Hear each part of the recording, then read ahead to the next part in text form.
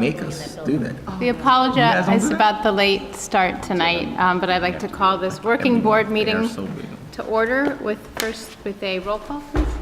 Ms. Chow? Here. Ms. Carter? Here. Ms. Phillips? Here. Mr. Rickus? Here. Ms. Garrison? Here. Mr. Brown?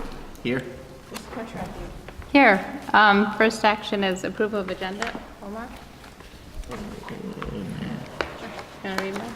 All right. I move that the Board of Education approve the meeting agenda as presented. Second? A second. Roll call, please. Ms. Chow? Yes. Ms. Carter? Yes. Ms. Phillips? Yes. Mr. Rickus? Yes.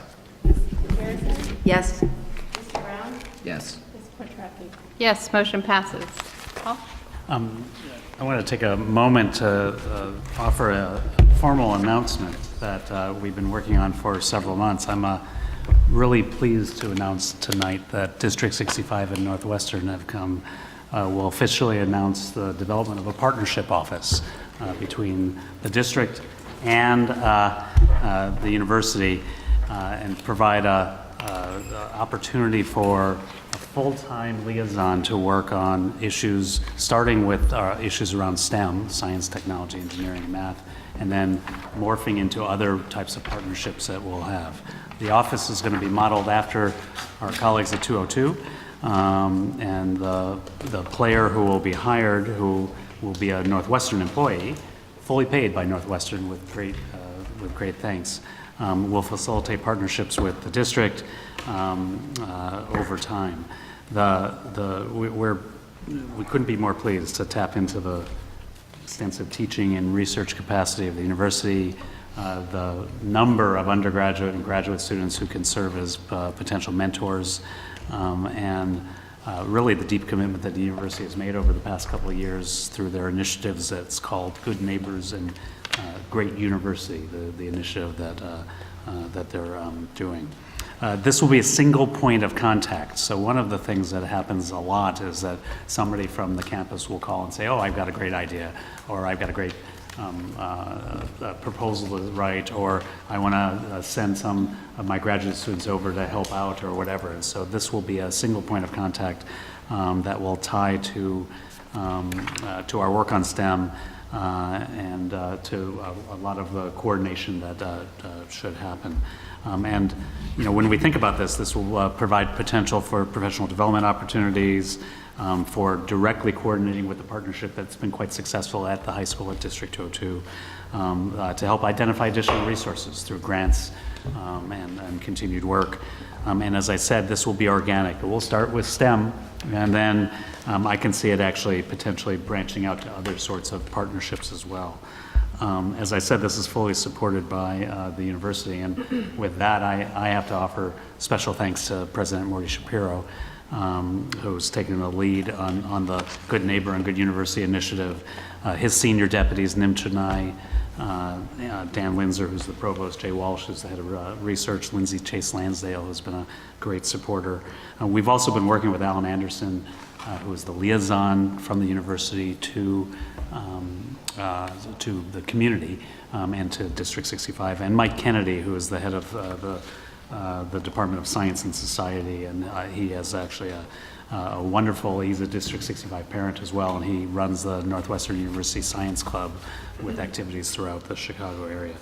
The job itself will be posted in June. We're going through some of the postings and the processes at Northwestern, and we'll have another formal announcement once, and we'll be deeply involved in the hiring process with our colleagues at Northwestern, and we'll come back probably end of the summer, early fall, with hopefully the announcement of who the liaison will be and how we'll move forward together. So it's a wonderful opportunity to continue the collaboration of the university, and it's a great commitment of the university to not only to Evanston, but to District 65 and our teachers and our administrators and our students. So I wanted to take the moment to announce that good news. All right. And thank you, Paul, for all the hard work you've done to make this happen. We're all very excited about it. Approval of the current school calendar.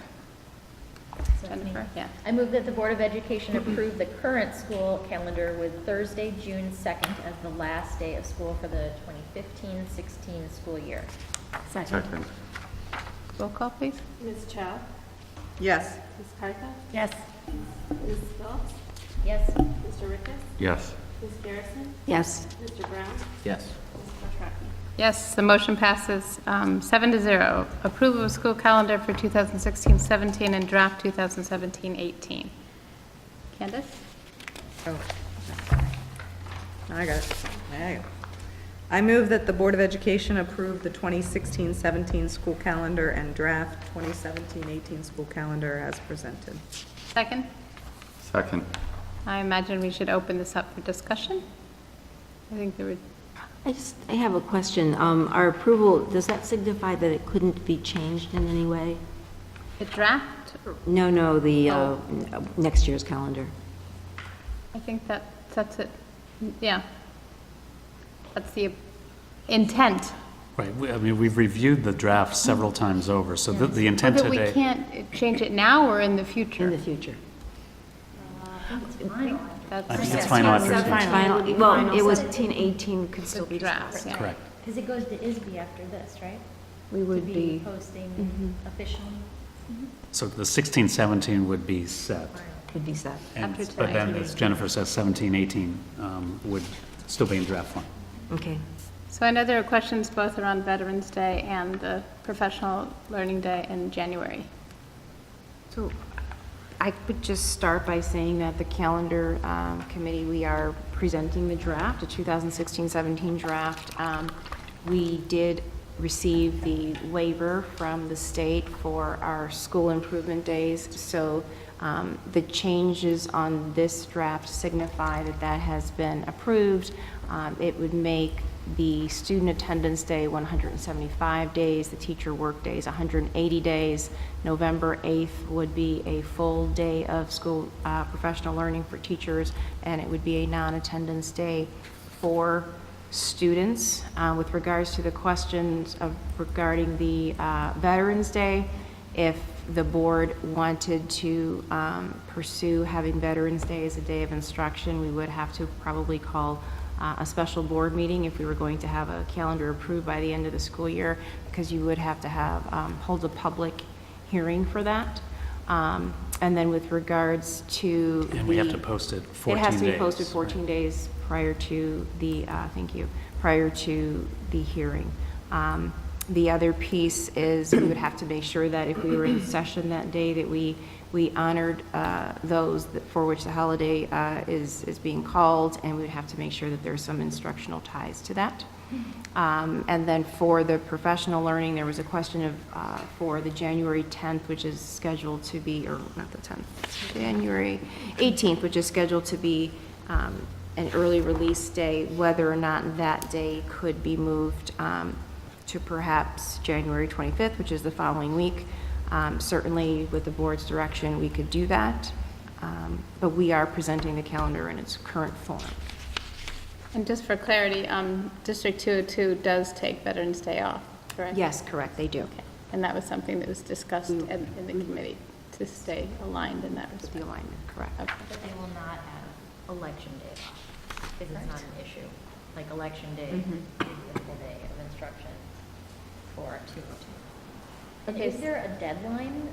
So, 14 days notice, if we kicked it into having 14 days notice and notice goes out tomorrow, and it was on the May 23rd meeting, is that possible, or is there a deadline to get your calendar into the state?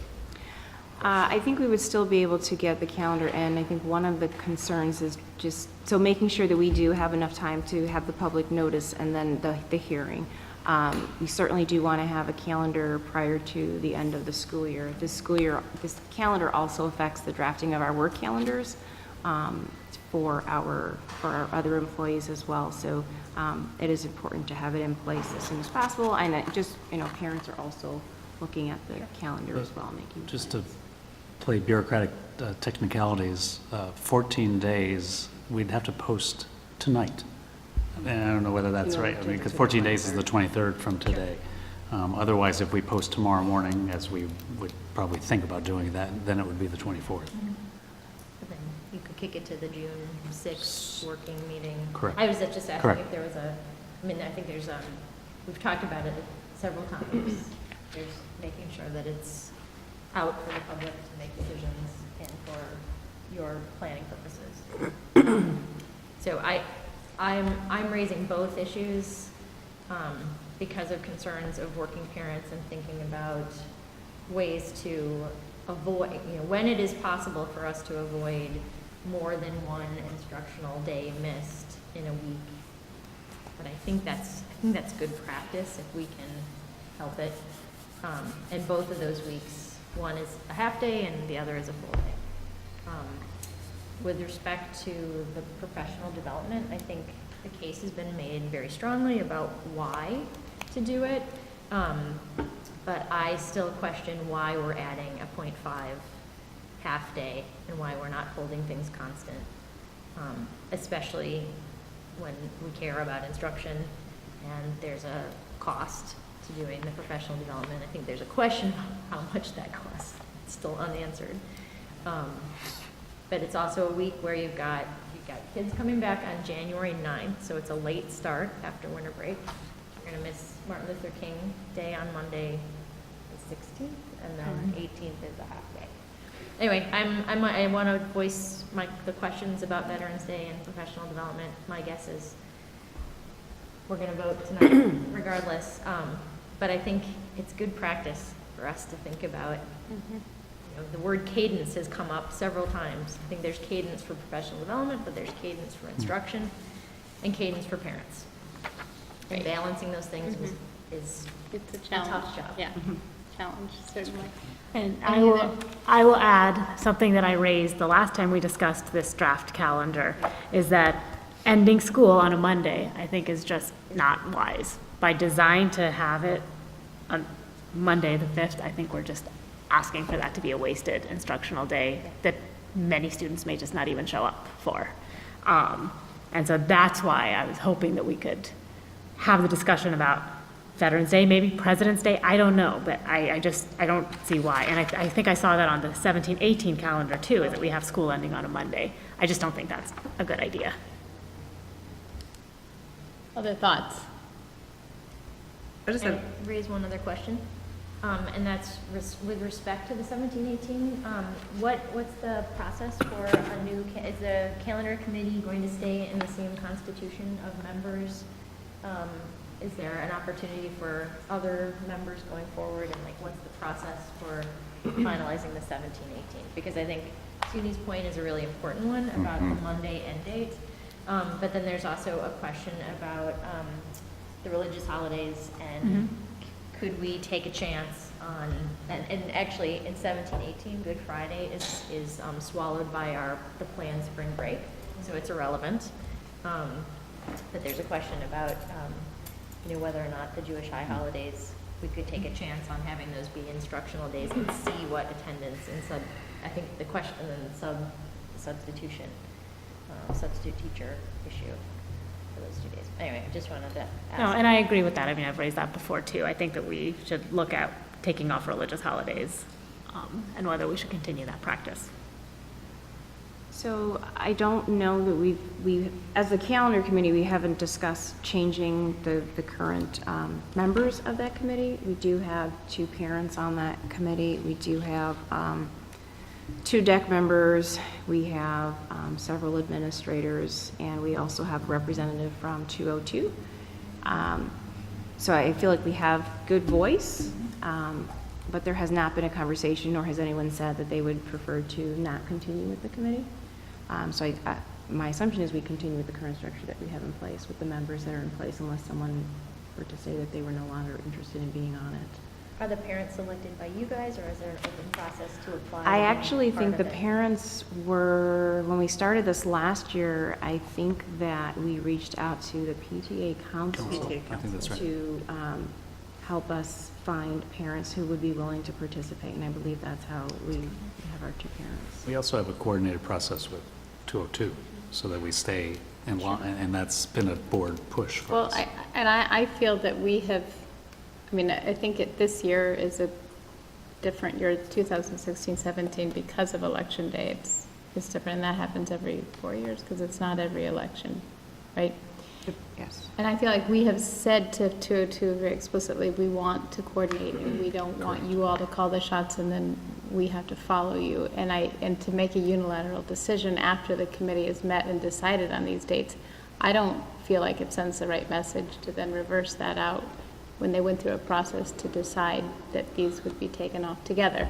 And I know we've talked about it not being that many families who are affected, but enough of families are affected by the calendars that are out of line, out Are of you talking sync. about Veterans Day specifically? Yeah. Or because the professional development? No, I'm talking about Veterans Day, because people, you know, that's a long weekend, people plan things with It falls on a families. Friday. Yeah. Falls on Friday. I think that the holidays would be another conversation to have with 202, because we've discussed that as well. And so right now, our calendars for the 17-18 school year are very much aligned. And so I would think that Holidays. conversation should start with the holidays in that joint committee, because that's the way we want to design our calendars, which is together. So that would be my recommendation.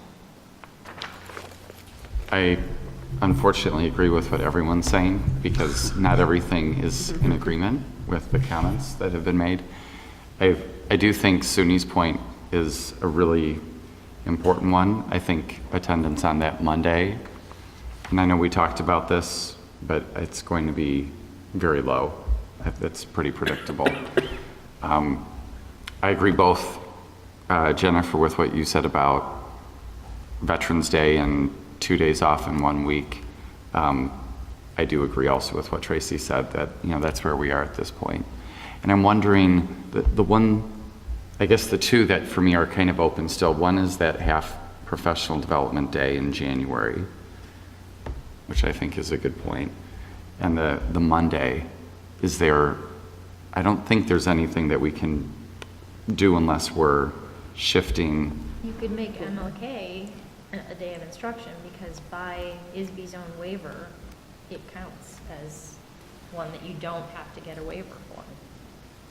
Still have to have a. But then you're then we're out not of, parallel you're with the not high school. parallel with Right. the high school. You know, the difference for me too with that is there are planned community celebrations around MLK Day that we don't Right. see with Veterans Day. Right. Um, Agree. Correct. So I feel like we couldn't make that without some collaboration. And that's not something like we do on the fly right here at the end Right. of the process. Right. I agree with I that. don't know, just for the PD day and the Monday, I'm just curious, Beatrice, if you have any. I know we've talked about this many, many times, and you've been very patient. No, well, I think with the PD day, you could certainly move that half-day PD day. If it does go to the 25th, you're going to end up having two half-days back-to-back in terms of 2 weeks back-to-back. If you tried to back it up to the 11th, it would be during the week that we're coming back from a break. You know, January is kind of a messy month in that it's the first week off, and then we have another holiday in there. So I don't necessarily think it's ideal, but I do think it's important to have the professional day of learning. So, And Beatrice, in your memo, it says that you got a waiver for 2 full days, right? So For could up to could you- 2. Right, but could you merge January's half-day with February's half-day? And just take a full day off Yep, on the 1st? yep.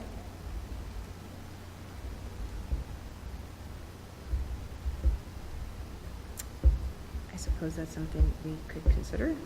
1, 2. What would be the downside of that? Initially, I like the way that sounds. I think it's Full day. probably a design issue of. Full day of. I think we'd have to care. figure out the logistics of the day. You know, the way we allocate the district half-days, there are 4 district days, 3 school days. That January half-day is that mid-year check-in for our school teams, so it is a really important day. So we'd have to figure out if we combine those 2 days, how we would work the logistics out in the day. And my concern is you've got district-focused PD, which I know for K-3 teachers would be literacy framework, and then you'd have school-based ILT-led work. So, you know, when we talk about sustained PD, connected PD, job-embedded PD, it would fit, but you would have 2 pretty significantly heavy and different topics on that day. So we'd have to work out the logistics on it. I don't think it's the ideal learning scenario, but it would be logistics we'd have to figure out, because we'd end up with a half district day, half teacher day, half school ed day. But in terms of the timing, the blocks of time between PD, They're close together, they're all though. close, they're all They are. close together. They're all about 6 weeks apart.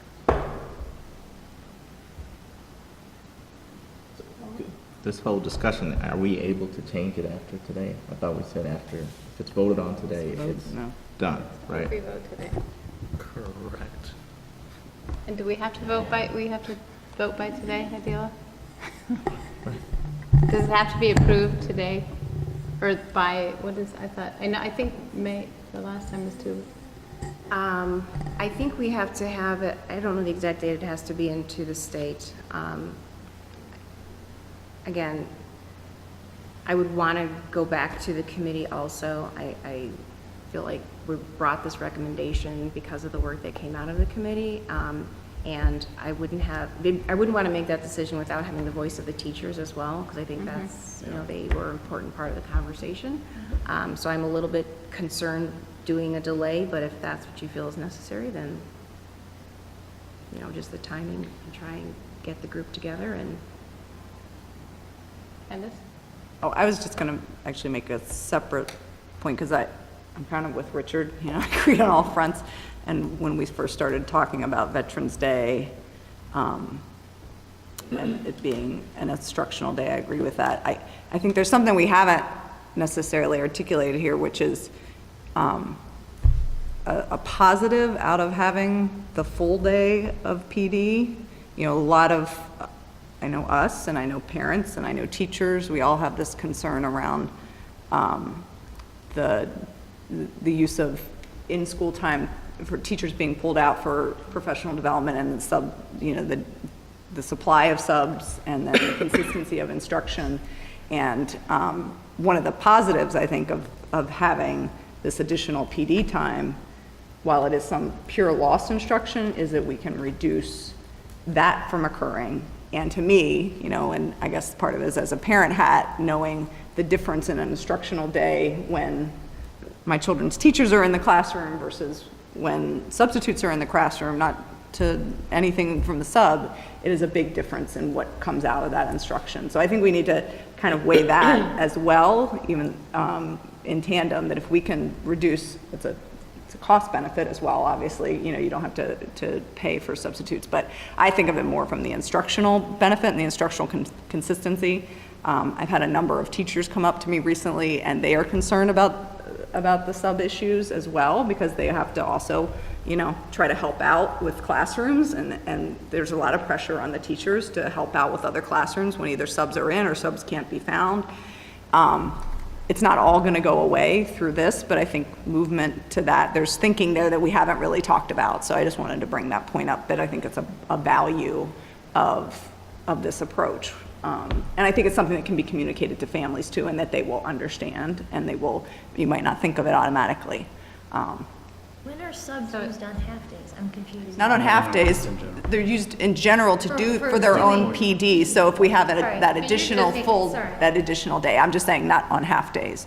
For, like in that veterans full day would require less happening, as well as half days. It requires that more professional development that can be done in non-instructional time. Actually, I was just trying to clarify. point out. So I think we're in support of the January half-day, just whether or not where it's placed and whether it's grouped with the other half-day to make a full day, correct? Would everyone say they're about there? But a process check, if we shift the half-day from the 18th to the 25th, Beatrice, that sounds like that's okay. But if we combine the half-day with the February half-day, that's something you'd want to go back to the committee. I believe so, and I also think I need to talk to Stacy about what that would look What like. would that, right. So I think in So terms there's a of process piece. what would be, and maybe disruptive is not the best word, but less disruptive to the calendar would be shifting the half-day to the 25th. But And that we could vote on tonight, but the other one we would have to go back to. So how does everyone feel about? I think putting on the 25th, so then 2 weeks in a row you have the half-day. So I don't know that that's any better. Like It is a net plus 5, it's a 0.5 plus that doesn't exist otherwise, right? Like, it didn't Because of exist last the year. election day. And there's a question I don't think we have asked about elections, because there's an April election. So what's gonna happen in schools for election day in April? Because it's not during spring break. I think the concern was concern was volume. was the presidential election rather than the magnitude of municipal, people. yeah. That's a slippery slope, but okay. That's a what? Slippery slope. Only takes one. Right. Okay. If it's a safety issue, it's a Yeah, safety safety issue, Right. whether it's for 15 people voting or 50. I would agree with Jennifer on that. Anyway, Well, are we That's for another- asking that's to for another revisit time. the election day? no. Okay, I'm just no. saying, we never talked about election day, April. Yes, But that's true. when the calendar committee meets for 17-18, I think election, that should probably be discussed. Did you want to say something? Given the timing issues, do we want to ask Beatrice to go back and revisit these at the committee level? Come on, guys. I don't. I'm indecisive. I would say no at this point, but Never seen such a, I say yes, but okay, but we need to, I mean, yes, we're gonna have to vote on it, right? right. Or, you So you can- think we should, We could amend it, we could vote on an amendment. pardon? I We don't can know. I vote mean, it get a up, we can consent. vote it up or down. I'm just trying to get a So feeling she's of going whether. back to just consolidate the two To- half days to have a into full day. one full day on the first. But we wouldn't be able to vote on that Tracy. today, is what Beatrice is Right. saying. Can we That's- tap into Meg's Sure, expertise I here? didn't see you. I'm just going to relay a message. Okay. The Committee of Parents and Teachers and Administration have been working for a whole year on this calendar, and they've been really working very hard and taking lots of all these consideration, all the conversation, and we would really like to ask that the committee's hard work and their time and their thought be really taken into consideration tonight. Would you say it's fair to say that these issues were brought up and thoroughly discussed in the committee? So this is not the first time we're, No, not at all. We've talked about all of these Yeah. Talked about all So these we've issues already several had times. as a about board, it. we've Brought talked this up about it. every single time we Yes. talked about the Right. calendar. I have no Okay. idea whether you talked about these kind of creative options or not.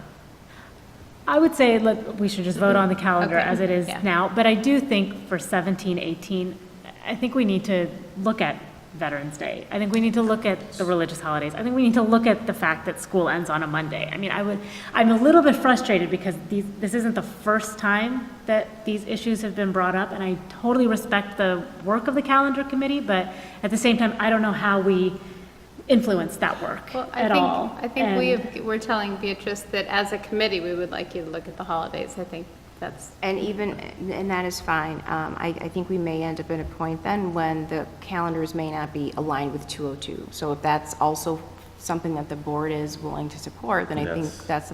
that's another piece of it as well. And I'm not saying that District 202 has not been a collaborative partner, because they have, especially this year, but I do think that is a reality, that the calendars may not be as aligned as they are now. So as long as that's something that the board is willing to entertain, which was initially what we were Yes. told was to Right, in the calendar. absolutely. So I think, I think if there's a change of mind, then we just need that direction, You know what, because I we've been think really we trying to should- what follow we- your direction. For your sanity and the committee's sanity, Please. I think we should, before you convene, just have a discussion about the priorities that you've heard priorities, yeah. and what the directive is, so that you know when you come back and it does or doesn't align with 202, that we're going to be Yep. okay with that. okay. And you don't have to spin your wheels as much, because we Okay. have made you spin your wheels too much this time. All right, so we are going to vote now. Adela? Ms. Chow? Yes. which one? As We're voting on both of proposed. them? As 16, proposed. 17, and 17, 18. Draft 17. But it's a draft 17, Correct. 18, so that can be changed. Yeah, it can be changed. So we're sticking to the motion. Yeah. Correct. Ms. Cartha? Yes. Ms. Phillips? No. Mr. Rickes? Yes. Ms. Garrison? Yes. Mr. Brown? Yes. Ms. Quattrocki? Yes, the motion passes 6-1. We are now on to the, let's see, approval of summer curriculum projects. SUNY?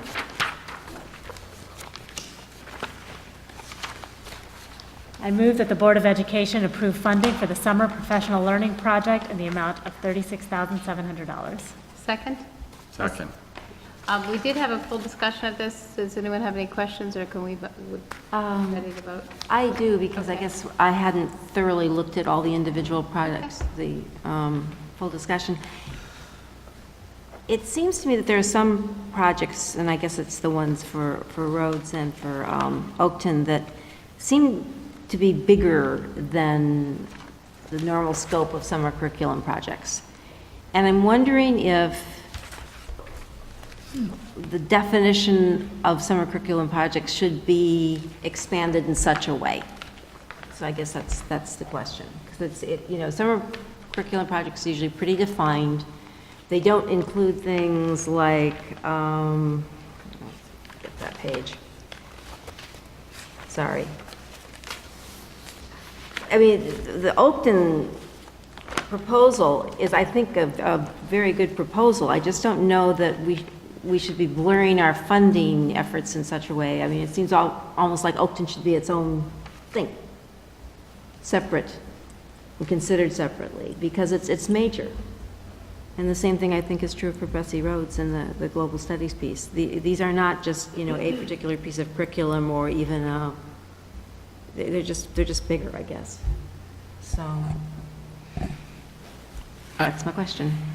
I appreciate that. I do think they are different than what we've seen in the past. I think they are summer learning projects, summer curriculum learning projects that I think teachers and principals are eager to have time over the summer and to get paid for that work to develop their school's instructional program. I do think that the Oakton work and the Rhodes work will both be focused on instruction. And they're both focused on magnet school and magnet programming improvements. As I said, I'm very comfortable with where we're at in terms of the level of funding and the description of the projects and how this fits into our overall summer curriculum learning plan. I think it's a great opportunity for these school teams to continue to work together. See, I think the thing with Oakton is that, there's some major changes and some major restructuring that's happening in that school. And I think it would be something that I would think should be more closely followed, and that I'm afraid it will be if it's just one of a big bundle of lots of other projects. Oh, so if the concern is about how carefully that project is followed, I think I can speak to that project will be very closely followed and supported by several folks here in the central office, myself included. So I can certainly answer that concern.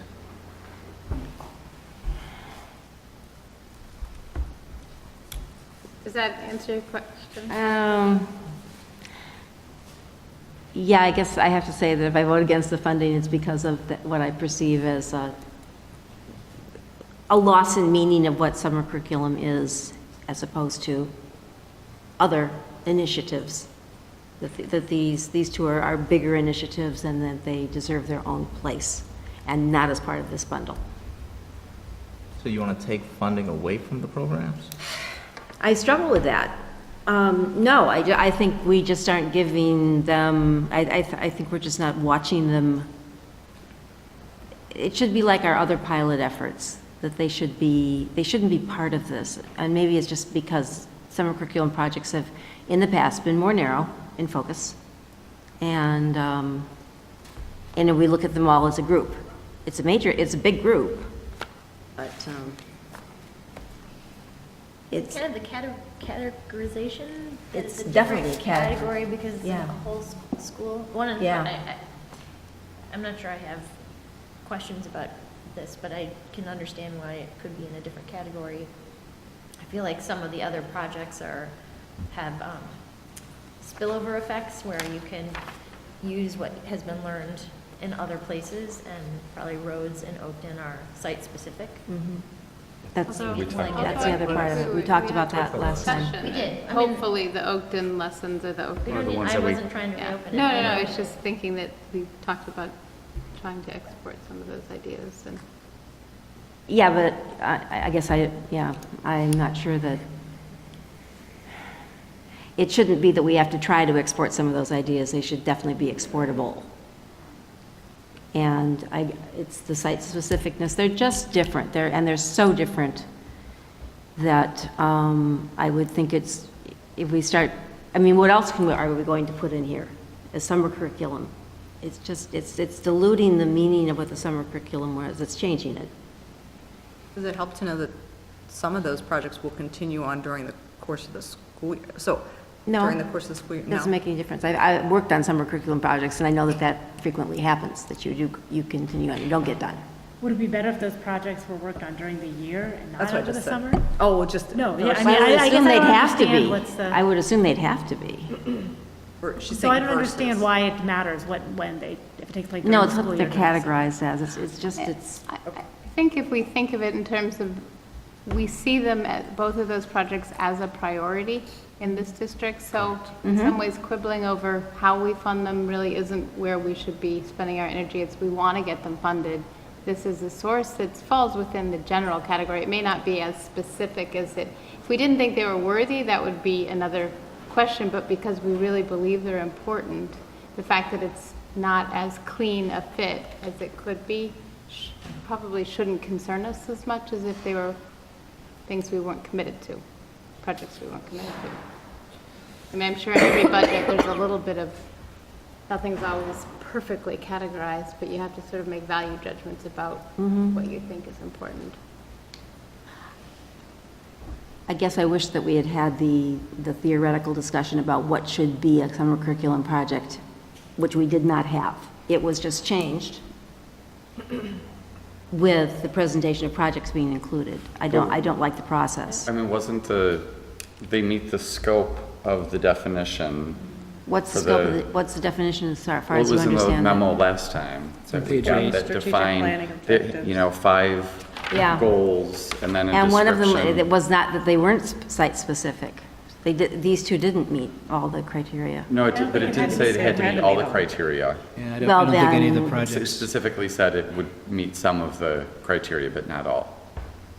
I think I by mean, definition- I get what you're saying, but Yeah, and I guess I also take away, I believe I'm taking away correctly from the board, a larger issue of really supporting innovation in our district and supporting good ideas that are from the central office and good ideas that are at the school level. I see this as an opportunity to do that, and these are local funds, these are not grant funds, so there's a great deal of freedom that we have in how these are allocated. And I think as the message that I'm hearing from the board is to focus on supporting good ideas that support our strategic plan.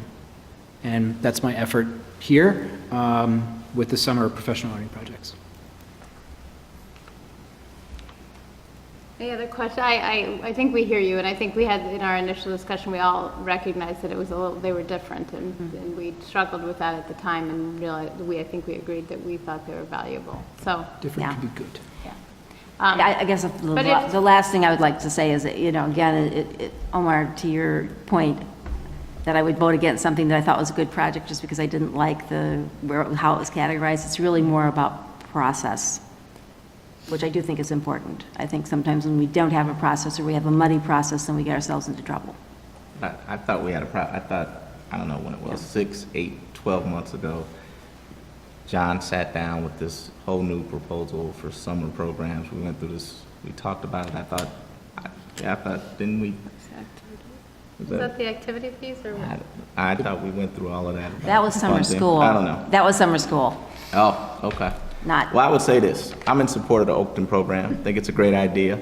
If this is how it's going to be funded, I think it should be funded. I think last week, month, whenever we had a meeting, you had tons of black parents in here fighting about education, equity, and everything else. And now they have a way to fund a program to change a school around that's historically been black. It's $3,600, and you're saying you don't want it to go through this summer program? no, I want it to happen, I just want to have it happen separately, that's all. Okay. But it's going to go through, so. Okay, then maybe we should just vote. Adele? Ms. Chow? Yes. Ms. Garza? Yes. Ms. Phillips? Yes. Mr. Rickes? yes. Ms. Garrison? Yes. Mr. Brown? Yes. Ms. Quattrocki? Yes, the motion passes 7-0. Adoption of literacy curriculum. Richard? I move that the Board of Education approve the adoption for the units of study for teaching reading for grade 2 and 3. Second. Second. Discussion? Anyone have questions on? I don't have any questions, but I think just a point of, a request for the future. So this is my first time going around in terms of approving instructional material. And your memo meets board policy perfectly. I think as a courtesy, it'd be great to just like have a little bit of like a backgrounder, nothing, we're not educational experts, except for Claudia, or educators. As Candace says, we play them on TV. But it would be, it feels like it would be irresponsible to approve an instructional material sight unseen. And so that, I don't know if other people did, but, it's easy to Google these things and you can go find it on your own. But then you also find some of the controversial bits about things too.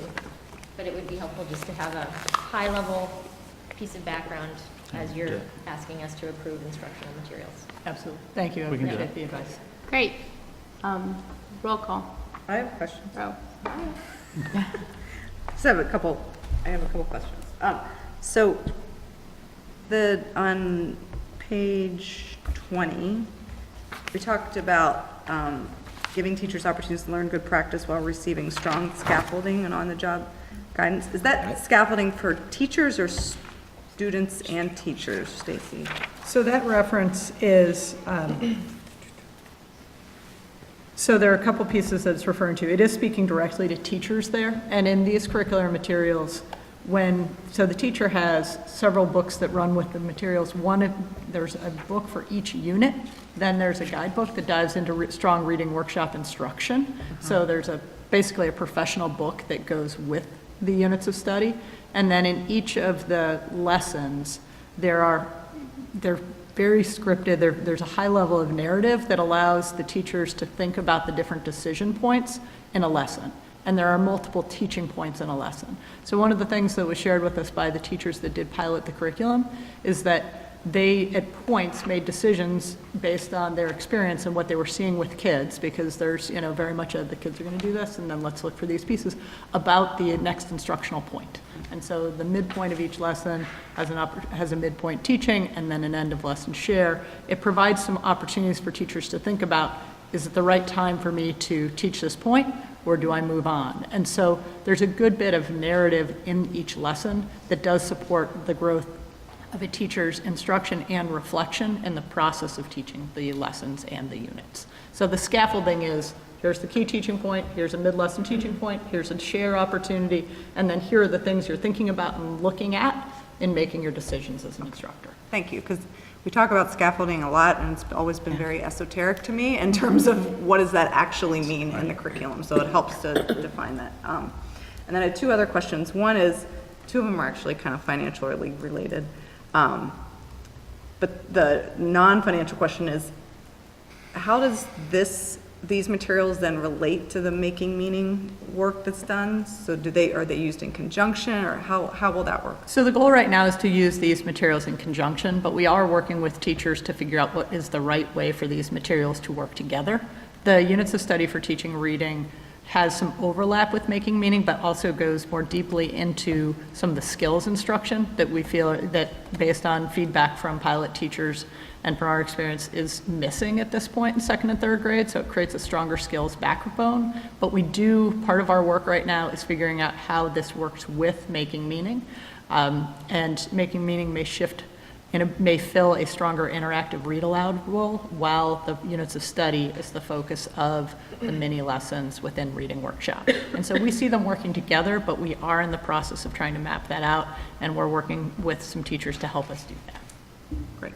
And then I was really pleased to see the additional investment in classroom library materials, because that's something, again, I've heard from a lot of teachers. If there's one thing that they would love to have, is just to be able to have more options within their classroom libraries.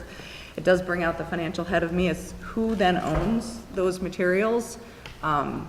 Should a teacher, go to a different grade, or are they the possession of the classroom? Are they the teacher's materials? How does that work? How does that work within the classroom library? So it's a fair question, because there are a lot of teachers that do bring some of their own books into their classroom libraries. The way we would evaluate this and the way I would see this working is that the books belong to the libraries in those grades. And we'll need to make sure that those are kind of held as, Willard third grade or Oakton second grade property, and that if teachers do move, that they stay with those libraries, because they'd be connected to support the specific units that are part of the units of study that we're asking to be adopted. I know that had come up because in our PTA, we had set aside monies for teacher libraries, so I just wanted to clarify that. And then the last question is, so we had these monies, we had reserved $200,000 roughly out of the reductions from last year for curriculum materials. And these funds are coming Yes. out of that, correct? That is correct. Because then it relates to, and there's 100,000, it's roughly using 100,000 of it. This Versus- request is, I'd have to pull the two of them back together, but I think we're looking at, this is 58,900.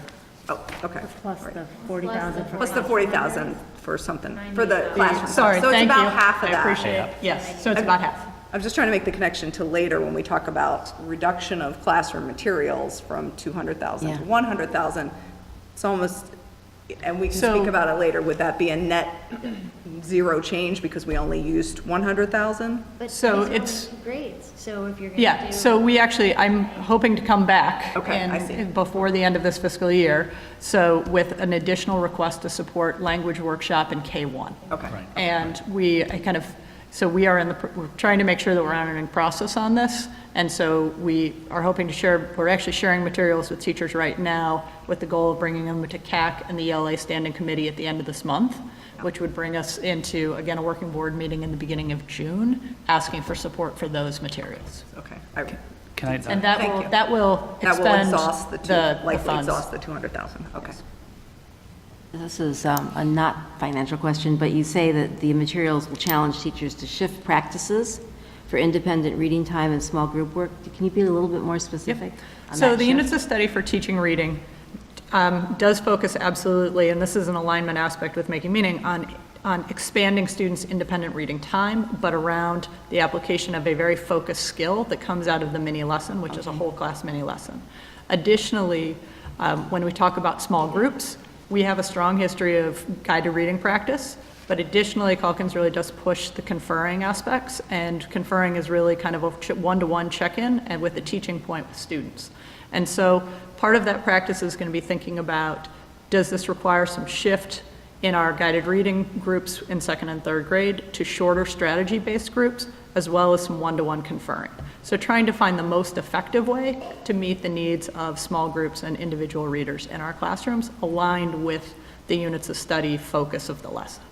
Did the pilot teachers find this difficult? They found, so I do think they found it difficult. They worked through it in different aspects. I think they liked that, there was feedback that they felt like the challenge was positive for their practice, but it did require them to think differently. Yeah. And we are designing a professional development plan that supports this move. The first year would be more focused on the delivery of the overarching mini lesson and moving into some of the conferring in small group, with a second year really thinking about the full reading workshop. And so we do plan on giving teachers time and opportunity to think through that shift in practice and make sure that we're becoming really the goal is to be as responsive as possible to the needs of our readers in the midst of this instruction. And I had asked by email about what the assessment thinking is of this. So how will you know that this is making a difference? So there's quite a bit of assessment embedded in the units, and each unit ends in a series, actually there's ongoing assessment throughout, but the benchmark around district success will be really looking at DRA performance and how, what does that distribution of readers look like? Are we seeing accelerated growth? Are we seeing accelerated growth below grade level, above grade level? So we need to look at those different Almost slices. instantaneous then, right? So we'll track that from the very beginning. You know, I think with anything, there's kind of that implementation phase that you need to honor, but we'll be watching practice from the formative side and supporting practice through coaching and professional development with the long-term goal of getting the increase in DRA and increase in NWA. But nice thing about DRA is we do give it multiple times in a year, so that's a great way of kind of monitoring how we're doing on the implementation. Just one comment on, going back to your question, Jennifer, on process.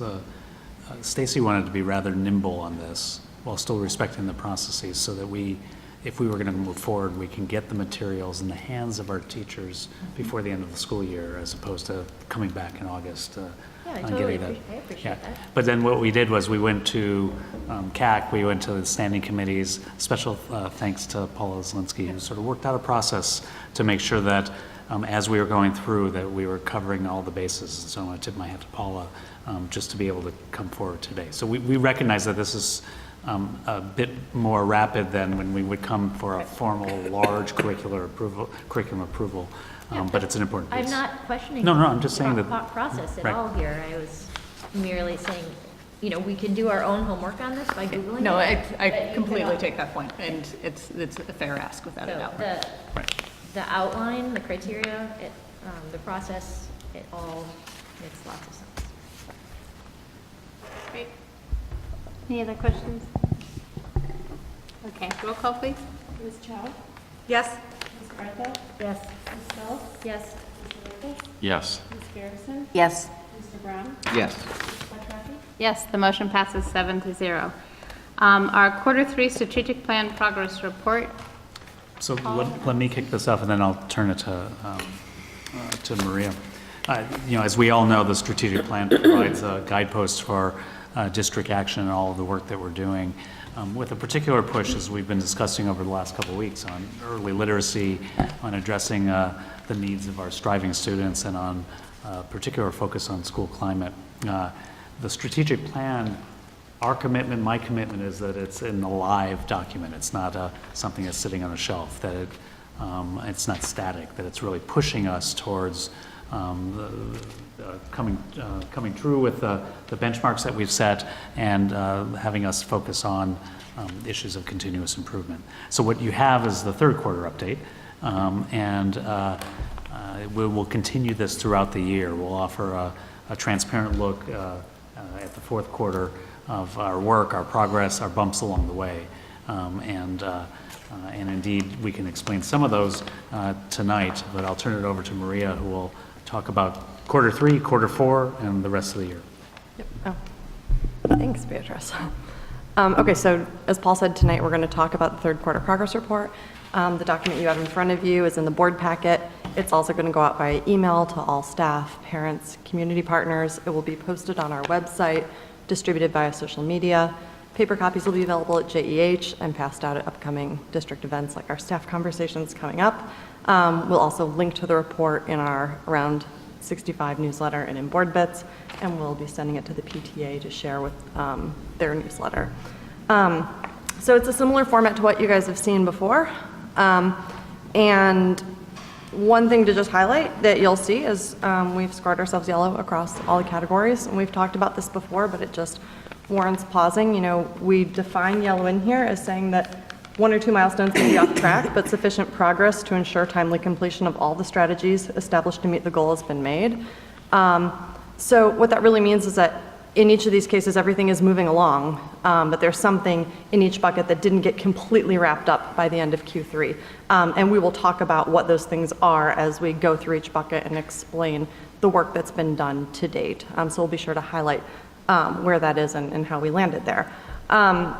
Looking forward, I just want to highlight a couple things that are on the horizon as we continue to use the strategic plan as a living document. We've started the process of year 2 work plan development. So this will result in a new set of milestones being presented as part of our annual planning calendar, the big sheet that we've all been sort of using this year. So we'll have an updated version of that that reflects both our strategic plan milestones and our core operational deliverables.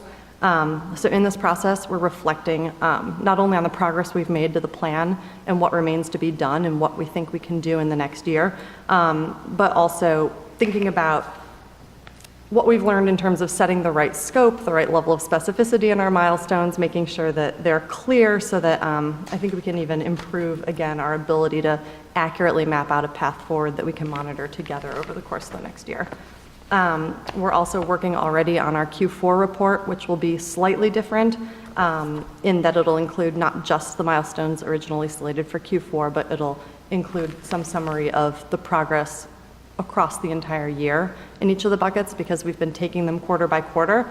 But I think it will be a nice chance to have a reflection on the work in its entirety that we've done to advance the strategies in each of these major areas, because there's been a lot of really good work that's happened, and when you can see it all together, I think we'll get more sense of the continuity rather than just the quarterly reports.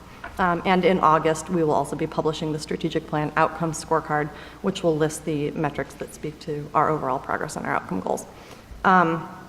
So that is the overview, and I will kick it over to John and Stacy, I think, because you guys are listed first with teaching and learning. Yeah, go ahead, Stacy. All right. For high-quality teaching and learning during Q3, we delivered the K-3 literacy framework, which we did share widely with teachers, administrators, and throughout the district. And that document is currently being used to guide curriculum adoption, as you know, and professional learning planning for the next 3 years. And so we really are drawing heavily off of that document right now as we look forward and use it to plan our work. The K-5 math framework was also completed. It is available to teachers on the District 65 teacher math site at this point. However, we still are sharing this as a draft and receiving some input with the goal of using it to guide teacher induction and our teacher work going into next year. Because of the timing of the document, this document is in some ways capturing our current professional development priorities, as well as building structure for teachers to be coming in and strengthening practice for existing teachers. And so that is delivered. However, we continue to add to it, because one of the things we've talked about too is these documents really are living documents, and the teams continue to add to it for use when teachers come in August. Secondly, we are working with District 202 on an articulation project. Specifically, as we talked about last week as well, we are focusing on a 612 articulation with the humanities department. And the most recent focus and focus in the near term is going to be on argumentative writing. Our goal here is to identify a core practice that spans the 612 and really go deep in regards to what are the Common Core standards, what are the rubrics we're defining, what are the tasks that students are being asked to execute essentially, and then when we take a look at the work itself, what does that look like? 6, 7, 8, 9, 10, 11, 12, with the goal of kind of smoothing out that diagonal trajectory that kids are traveling and making sure that we're supporting their growth and the right points to make the necessary shifts to meet the demands of these tasks. And so lots of good conversation and work came out of that meeting last week, and we have a meeting on the calendar to essentially sketch out our work going forward. So with the second 2 points, we've worked with our external partner, Hanover, and I want to thank Peter Goddard for his support and his department's support in taking a look at access scores that we gather from our students every year, and using those scores and the growth over time to analyze and make improvements in our TWE program. And also it's going to be helping us as we continue to look at data, and our access scores for this year should be in soon, to support our planning and implementation of our new ESL program at Dawes, as well as improving our ESL services to students across the district. We're also continuing to work on our professional learning plan to support all of this work that we're doing with the new mathematics framework, the new literacy framework, the new RTI framework. It's really important for us to continue to work with principals and teachers in our schools around how to use these tools to improve instruction. Our overall rating is yellow because of the continued work that we have to do, that we are using this time to continue to engage teachers and school leaders around the aspects of the framework, as Stacy mentioned. Also, we have a milestone from Q2, the conferencing guidelines for schools that we're, again, gathering more input on from teacher leaders and aligning that to research and best practice as well. So that process continues, and we'll be able to deliver that soon. So, thank you, Maria. Okay, it's actually back to me. So I'll talk a little bit about the family and community engagement. One milestone in this department was participation in Evanston Cradle to Career. And as the report says, district staff members are actively participating in all C2C committees, the goal of which was really to expand access to resources and opportunities for our students and families. So there's a list here of the types of partnerships and programs that have resulted. And one of the goals of Cradle to Career is that sense of alignment between organizations who are all aiming for the same thing. So having district representation across all of that, I think has been really beneficial. On community schools, last quarter, we did step one of their scale-up proposal, which included a refined community schools model, a detailed work plan, and reflections on the pilot at Shoot. On May 23rd, we will present part two, which includes a site recommendation for a new community school, along with a budget and evaluation plan. So this is another, one of the reasons we're yellow in this bucket is we had hoped to do part one and part two in one fell swoop. And as we got into the work, we realized that in order to really be intentional and comprehensive, we needed to slow the process down a bit and create the space to have things like the detailed conversations that have been going on with principals about, you know, fit and desire for community school replication and things like that. So we created some extra space to do that. Thus, it didn't all get tidied up in Q3. It's extending a bit into Q4, but that should hopefully move forward on May 23rd. And then the last bullet here is around the set of community conversations that we've hosted, which was one of the strategies identified in the plan to build a dialogue and hear more directly about the experience and needs of families who have historically been underrepresented in district dialogue. And had we stuck with the original milestone of hosting two, we would be green on that. But we sort of expanded our own scope because as we got into it, Izzy Nunez really ran with it and realized there was a lot of valuable input coming out of that. And two conversations just wasn't enough. So she actually did a series of 8, including 2 sessions in Spanish. And then out of those conversations with families came the question of, you know, are you asking the students? And that was a really good question too. So she also did conversations at all of the schools that serve middle school age kids, so the 2 magnets and the 3 middle schools. And we are also hosting 2 staff conversations later this month on the 10th and the 16th. So the original milestone was to host 2 conversations and summarize and share the insights learned. And since we have really expanded the scope there, the summary of insights and lessons learned is still pending wrapping up the last of the conversations. So that's just another example of, you know, sometimes you get into the work and it just gets bigger for a good reason, but that didn't get wrapped up in Q3 because the scope got bigger. So that's why we're yellow on that, but some really good work has been done there. Beatrice. So for the thriving workforce, the first bullet point there initially was training for hiring managers, and really focus thus far has been with principals. There's been some face-to-face meetings with principals, some conversations. There's also been development of a kind of like a guide for human resources to help walk people through the hiring process. That really does need to still be extended to anyone who touches that process. We have other people who are screening from other departments as well. So prior to the end of the fourth quarter, that will definitely take place, but that's why that area is still yellow.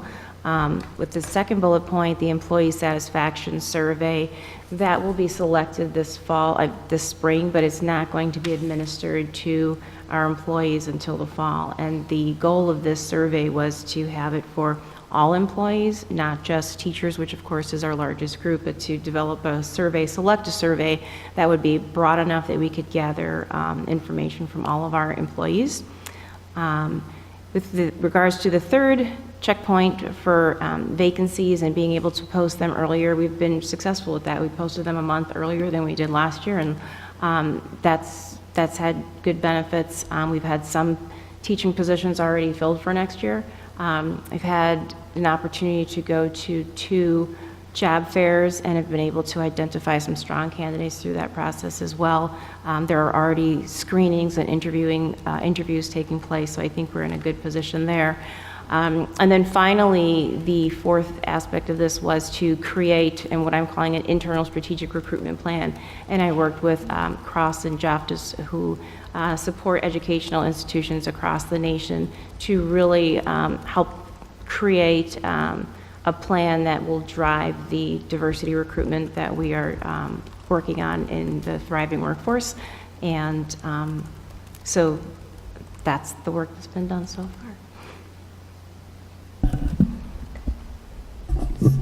So in terms of addressing the work that's been going on with school climate, in the 3 milestones, the Whole Child Council continues to meet on a monthly basis where there's a variety of staff and administrators that sit on that council. We also have an advisory group to the Whole Child Council that SUNY sits on that met the last couple of weeks, talking about our game plan for including parents in our work in some level with the school climate teams next year. Under the Whole Child Council work, we have been cataloging our social emotional learning programs at each of our schools, and we have a really good idea of what schools are doing what programming. But we also have been overseeing some of the work that's been going on with the school climate teams in terms of implementing the goals that they have been working on that they want to address within their individual school climate teams. School climate teams receive training and support in helping them develop what their action plans are for their schools, and now are at the point of implementation, and will be continuing to do that in terms of the first stage in the school climate team, which is all about relationships, and that will be include the time period of next semester in the fall, so that we can make sure that we implement our plans well in each of the schools. We've also done an initial work with the next 6 schools that will be having school climate teams, and so they've gotten kind of an overview of what they need to prepare for, what their teams should look like, the kind of things that they might want to be planning for during the summer in terms of bringing those teams together. And then the third milestone was to pilot morning meetings in our schools, in 2 schools, and kind of been thinking this through in terms of our work with restorative justice and the fact that we're up to about 9 schools that we've done training with restorative justice. We decided that instead of doing morning meetings, which we felt might be getting complicated in terms of bringing in another program, that instead some of those concepts of morning meetings would be rolled into the idea of restorative justice, so that we could be doing training in just really one program, the restorative practices that includes the sharing circles and the peace circles. So that's why we're yellow in this section, is we kind of made this little shift in our thinking, this felt like it would make more sense for us. And next year, we will be expanding our restorative practices to 3 additional schools. Mary. Thank you. In the financial sustainability section, we are working on a tentative budget for next year, which will be presented in August. The final budget will be seen in September.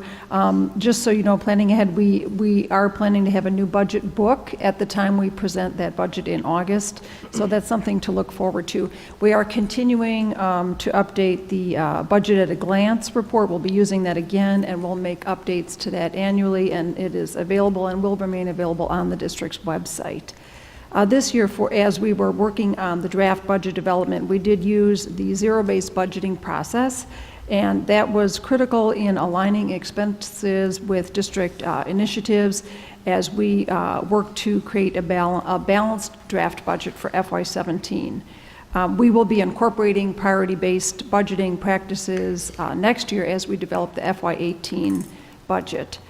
This category is yellow, mainly because we, as we did our initial review of the transportation services in District 65, we were very fortunate to partner with Northwestern University, who is working on a very in-depth 3-phase study of current district transportation practices, as well as recommendations related to those, and new options that could be considered. So that transportation study is expected to be completed during the next school year, and potential changes and recommendations coming in the spring for changes that we will then communicate to parents for the 17-18 school year. So again, I think part of the presentation today is to, I'll reuse my word nimble. We have to remain nimble as we go through the year, and we stay on top of each of the milestones. Sometimes we have to change them depending on what the flow of work is, and yet we're committed to achieving them all as we go through the full year and learning from the process as well. Great, thanks, that was very thorough. Questions? Richard? Just a couple things. First, I continue to really enjoy the succinctness and the format, and I just think it's a very digestible document for the community, and really appreciate the commitment to transparency and that it's a living, breathing document. That's where so many organizations, not just school districts, but they fail. They come up with a strategy and it does go off onto the shelf. And for the first year of implementation, I think you've done a really great job as a team, staying focused on the areas that the board has asked you to. So thank you for that. I think just a couple thoughts. Actually, to Beatrice, I was thrilled because you answered one of my questions about the vacancies being posted earlier. My question was how much? That has been an issue for years, that our postings, you know, predates most people around this table. And so a month earlier, although I don't actually know, it sounds like a lot earlier. And as we know, we want to have great teachers, and so getting postings out there earlier increases the likelihood of having the best teachers come to our district. So thank you for that good news. The piece where you all just went around and talked about why the color was yellow, I feel like I have no idea how it would fit in here, but if I were in the public, I might just look at this and say, oh wow, they're all yellow. That's a little concerning. And yet, you know, hearing at least some of the explanations, it's because of expanded scope, or we have a better resource who's going more in depth. And that's not here. Yeah. And so I feel like somehow that needs to be part of the communication where it's appropriate, right? We're not making excuses, but we do want to offer some explanation as to why it's yellow. So fitting that into 4 pages might be tricky, Maria, but might be worth being really creative and figuring out how you might make that happen. Really maybe it's a shorter superintendent letter. I mean, sorry, Paul. Richard, I like to. I know. Just I hear you. Being straight. I think that's a good point. It's a good. Well, and we even, I mean, in my long dissertation here, but we do talk, there's a line about yellow, but it doesn't go into the detail that you're talking about. Because I do think just a simple reader, you know, people are going to look at it and they'll, you know, scan it and they might look at some of the bullets and they'll see the colors. And they're not, you know, be like, oh, yellow, right? And I think we need to give them a little bit more. I think within it. Space-wise, you could have just substituted the paragraph with a tiny bit more detail in Paul's letter down at the bottom. Or each, I think those explanations are in each of the areas, but maybe just highlighting them in yellow. I'm just taking financial sustainability, the fact that the study on student transportation options Right. is it's there. It's just not quite point. presented as a reason for it. That's why we have a circle. Really good point. And then highlight it in yellow, say this is our yellow, this is what's keeping us there. That'd be pretty simple, and then Paul could keep his letter. It's a long letter. Maybe it becomes the I superintendent. also want to reserve the right to use, obviously, green, because that's when we celebrate what we're doing, but also orange and red are important. I mean, there's Yes. going to be points where, you know, an alternative plan must be devised because of what we've tried, or the time that we have, or the resources we have, or another high priority item that has to trump. And so, again, what I like about what you're saying is explain that a little bit more, because we can talk the continuous improvement talk, but for constituents and for folks who are really looking at this, we can explain that in much more detail.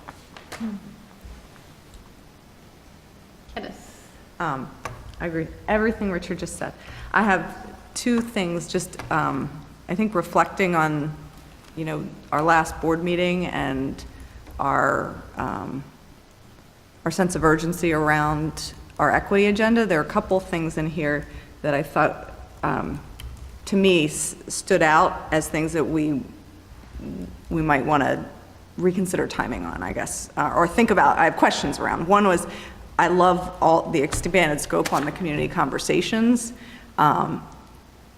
There's also talk of, having findings of that till the end of the year. And I wonder if that's so far away from what them actually happening. Maybe you're going to be using that work internally before then, but would there be a way to kind of accelerate getting some of that communications out? Because I think it speaks to what we talked about, input to an equity agenda, those types of things. So would there be a way to, before the end of the year? I don't know what is holding it until the end of the year. No, and I think it says by the end of the year and by the end of the school year, and the last staff conversation is. Oh, by the end of the school year. I thought you meant by the end of the calendar year. No. So I'm sorry, so that's December. not clear. By the end of the school year, and the staff conversations are happening on the 10th and 16th. Okay. So it's a little bit of a race. that's very aggressive, and thank you. That's not totally clear. So we are pushing it to try to get it by the end of the school year. So that wasn't totally clear, but that's. But the other piece is we're using those conversations right now for our planning. Okay. So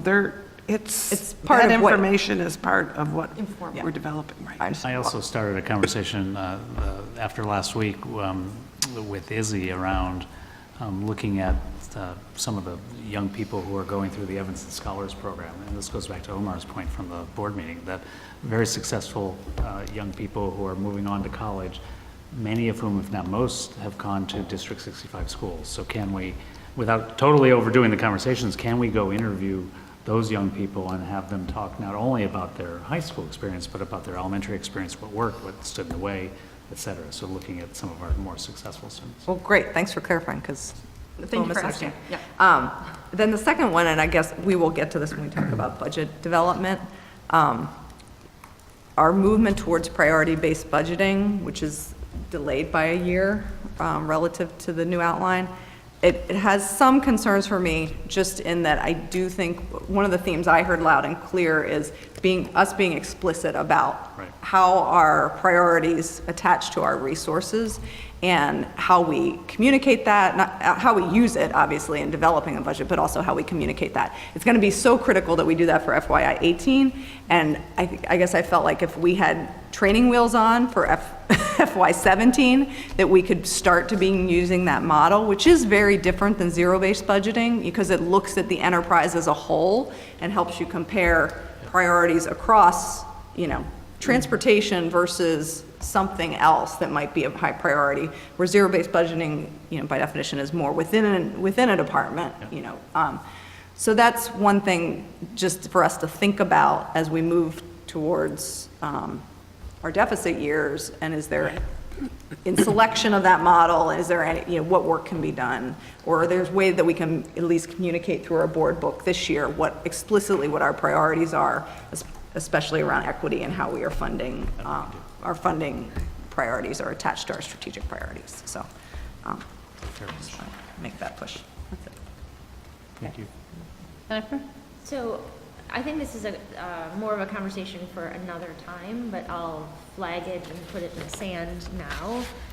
And that is, as we continue the conversation about an equity value statement or policy and practices, it kind of begs the question of whether that becomes a special goal or section in our strategic plan or an amendment, and does it get monitored in this process? Anyway, just a flag in the sand. I think it's something for a future conversation, but if I were reading something like this on the heels of the April 25th meeting, I'd be saying, oh my gosh, there's nothing in here about that. Or it's light. So happy to engage in the longer conversation, and indeed the work that we are doing and then will do, but are doing and will do on equity is across the board, and then some of the work will be embedded in the school climate work, and especially as Joyce and our teams and all of us have been committed to the year of working on relationships, and then working deeper in the deeper dives of data, which then gets to our practices. It will be highlighted and will show up in a couple different ways, but Yeah, and so consider it. and even I mean, in this document, you could take a highlighter and highlight the pieces that are applicable. But there's the within current, and then there's other pivots that will be. Absolutely. Anyway, Yeah. it's. No, Yeah, definitely. it's helpful. Anyone else? Over? All good? Yeah, I'm ready. Get to finance committee. Okay, all right. I am too. Everyone's good on that? Okay, so if there's no further business Thank you. coming for the board, I find this meeting adjourned. Candace? Okay. We'll take a roll call for the Finance Committee will now convene at, 8:58 PM. You want to do a roll call? Yes. Yes. Yes. So the first order of business, the Finance Committee recommends that the minutes of the April 11, 2016 Board Finance Committee meeting be approved as presented. Use some space. There. Yeah. I second. Candace. Wait a second. Ms. Chow? Yes. Mr. Ricketts? Yes. Yes. Okay. Our first action item relates to the food and nutrition services fees, which was a follow-on from our last Finance Committee meeting. Correct. We are recommending an increase to the meals outlined in the memo, $2.25 increase for breakfast, or that would be the cost for breakfast, $3.25 cost for elementary school lunch. I'm sorry, $3 for elementary lunch and $3.25 for middle school lunch, so I apologize. The increases vary in percentages, but we feel that the increases are justified to cover the cost of providing those meals as well as helping to offset the bottom line expense of serving meals in general. The majority of our meals we serve to students qualifying for free and reduced lunch. Questions? It's a question, I'm not sure, self-interested. It came up from a parent not related to this conversation, but at Rhodes, where I go to, my kids are at school. A parent came before us and mentioned that Rhodes is the only middle school that is under this plan, and that there was a discrepancy of like the portions for middle school and elementary school. Do you remember? And so I just wanted to raise it. Has that been resolved? Well, Jordan is not here to respond to that, and I will look into it, but I know the portion size is set by food.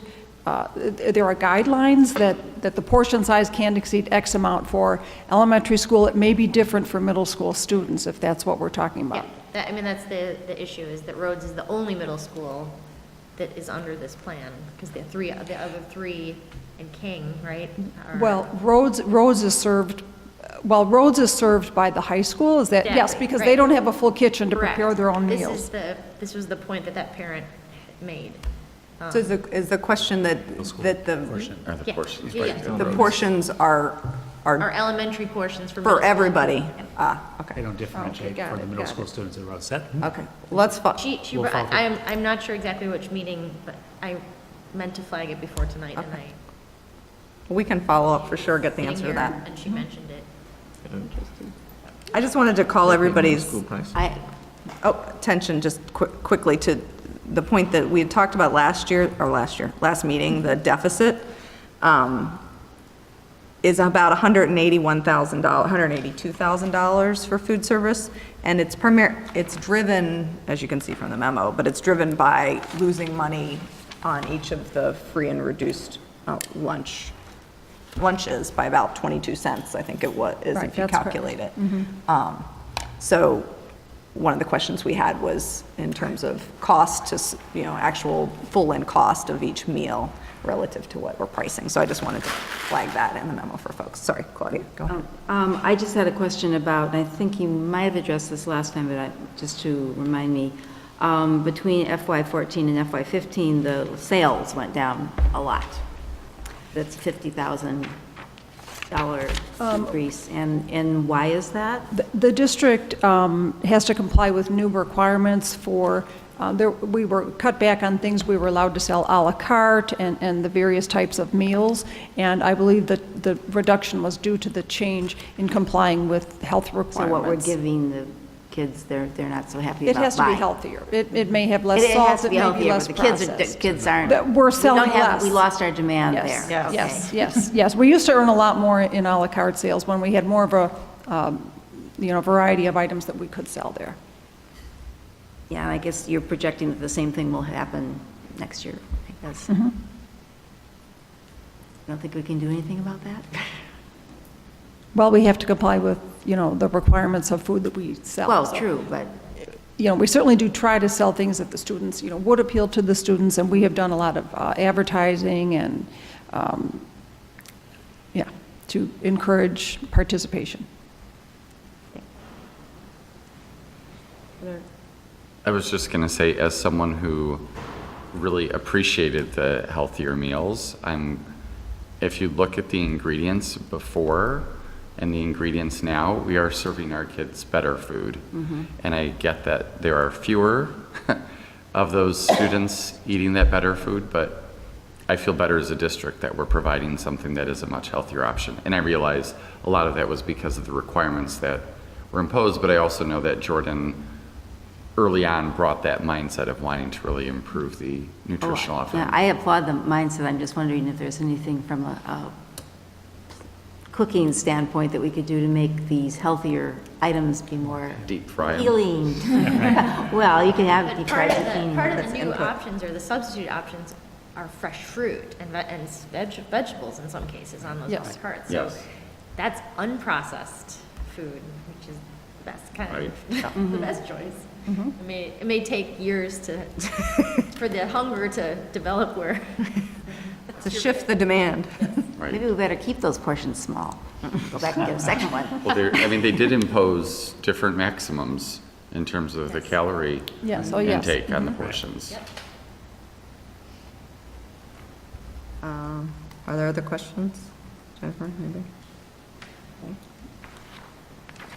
I guess my question is really intertwined with the next Oh, doing with the ETHS. I just didn't understand it, that ETHS charges $175 per meal, and we're at, $339, it gets reimbursed, and I was trying to figure out what's the gap. Is it The labor cost in Labor, service. yeah. Serve. Because it's not in the agreement, the labor cost? Well, the labor cost, which is our next topic, the high school's labor cost is in there, but not the cost to deliver and serve the meals Oh, at each okay. site, and we have 18 different sites. Okay.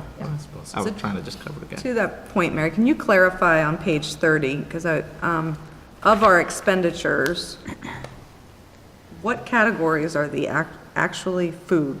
I mean, like the input cost? Supplies, you're almost at $1 million there, Okay. that's food. So that's our input costs, or the food costs. Purchase, yes. Mhm. So it's roughly, out of the it's less than 50%, right? Right. So over 50% of our costs are people costs, People, either for prep on ETHS part or for service and delivery. Do we throw away a lot? That I can't say. I know the schools did, they're all using what are called sharing tables, so that a wrapped food item or a whole food item, like a whole piece of fruit, can't, if a child isn't going to eat it and it was part of their lunch, they can put it on the sharing table, and then another student can come take it if they would care to partake. Is that only for purchased food, or can children who bring their lunch do that? Oh, I don't know. I think it's more served food, because we need to control what is brought to school, so. Take what I wonder my Okay. Are there any other questions? Because we're going to try to roll, okay. Do you want to? I didn't read the actual motion. Finance Committee recommends that the increase in food and nutrition service fees be presented to the full board for approval. Do I have a second? Second. Garrison? Yes. Mr. Rickes? Yes. Yes. So now the related item is the Satellite Meals Program contract for FY17 with District 202. Is there anyone you want to tell us about that in preface? It's a 2% increase, which equates to 3 cents per meal. Very reasonable, we felt, and we're very happy to continue the partnership with the high school. Are there questions on the bid? No? Okay. Finance Committee recommends, oh my gosh, an intergovernmental agreement with ETHS District 202 to provide meals in bulk to District 65 schools for the 2016-17 school year be presented to the full board for approval. Do I have a second? Second. Ms. Garrison? Yes. Mr. Rickes? Yes. Ms. Chow? Yes. And then the next housekeeping item, item 14, would be the housekeeping bids. Sorry. Skipping items. Oh, here we go. So this year, we went out for bid for toilet paper and paper towels, which are part of the housekeeping bids. And so we did ask for 3-year pricing with no more than the Consumer Price Index factor increase not to exceed 3%. So we have the low bid recommended here. It's the same bidder for both products, Valdez, who is our current provider. Any questions on the housekeeping bids? Okay. It's, Oh, yes, sorry. did you say it was Valdez? Yeah. Yeah. For 19. Because We had a non-responsive bid that's highlighted no, there. yeah, I was just, I saw it, ran right here. It Yeah, looked their lower. price, it was non-responsive. They didn't bid Oh. on the pricing structure that we needed. Figured that So must be- that, we had to Understand that. disregard that one, and we're going with the lowest bidder who Yes. is responsive. Okay, Yeah, thank you. welcome. Any other questions? No? Okay. Finance Committee recommends that housekeeping product bids from Valdez for FY 17-19 be presented to the full board for approval. Second. Ms.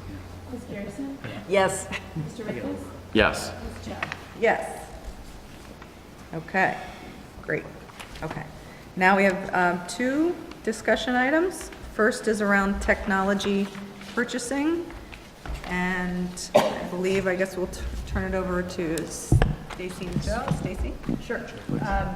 So essentially, turn this, there we go. So essentially, we have come forward with an explanation of how it is that we would like to, that we're proposing to spend the DSEB funds that are dedicated to technology for the upcoming school year. In a previous finance meeting, as this memo kind of covers, there was the shift in available funds and shift in commitment to leasing. So we bring forward this plan under the the guidance of the funds that will be available as a result of DSEB and with limited lease options. And so this plan does not include any leasing for the upcoming, new leases for the upcoming school year. The guidelines of which we've, have approached this and have been told to consider technology spending would be that if any lease options were available going forward, we'd have to keep the total spend below the $400,000. And so when we took a look at the monetary constraints available, and the monetary funds from DSEB available over the next 4 years, as are included in the first page of the memo, we decided that we really needed to focus, 1, on ensuring that our basic infrastructure is maintained, and 2, that we have the necessary enterprise and software solutions in order to operate the district.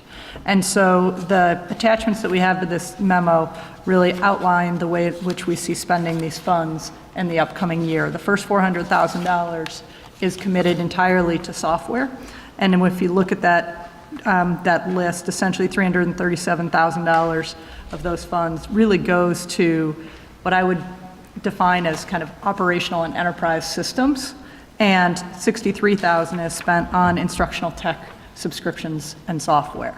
And that fund, the team, District Instructional Technology Committee, did pull back significantly on the subscriptions this year.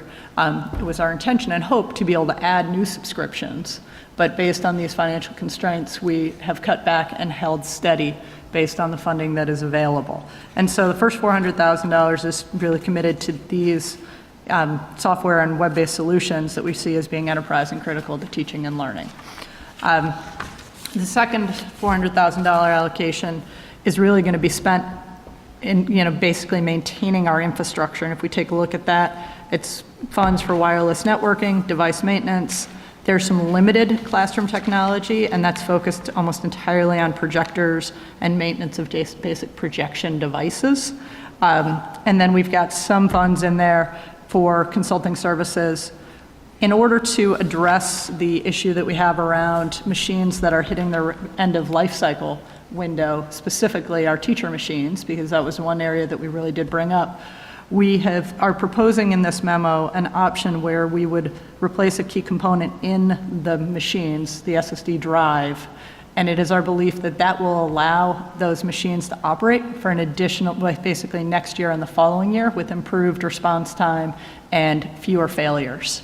And we see that, based on the $60.5 price for the piece, we see that as being a smart move, especially based on kind of the uncertainty of funding going forward.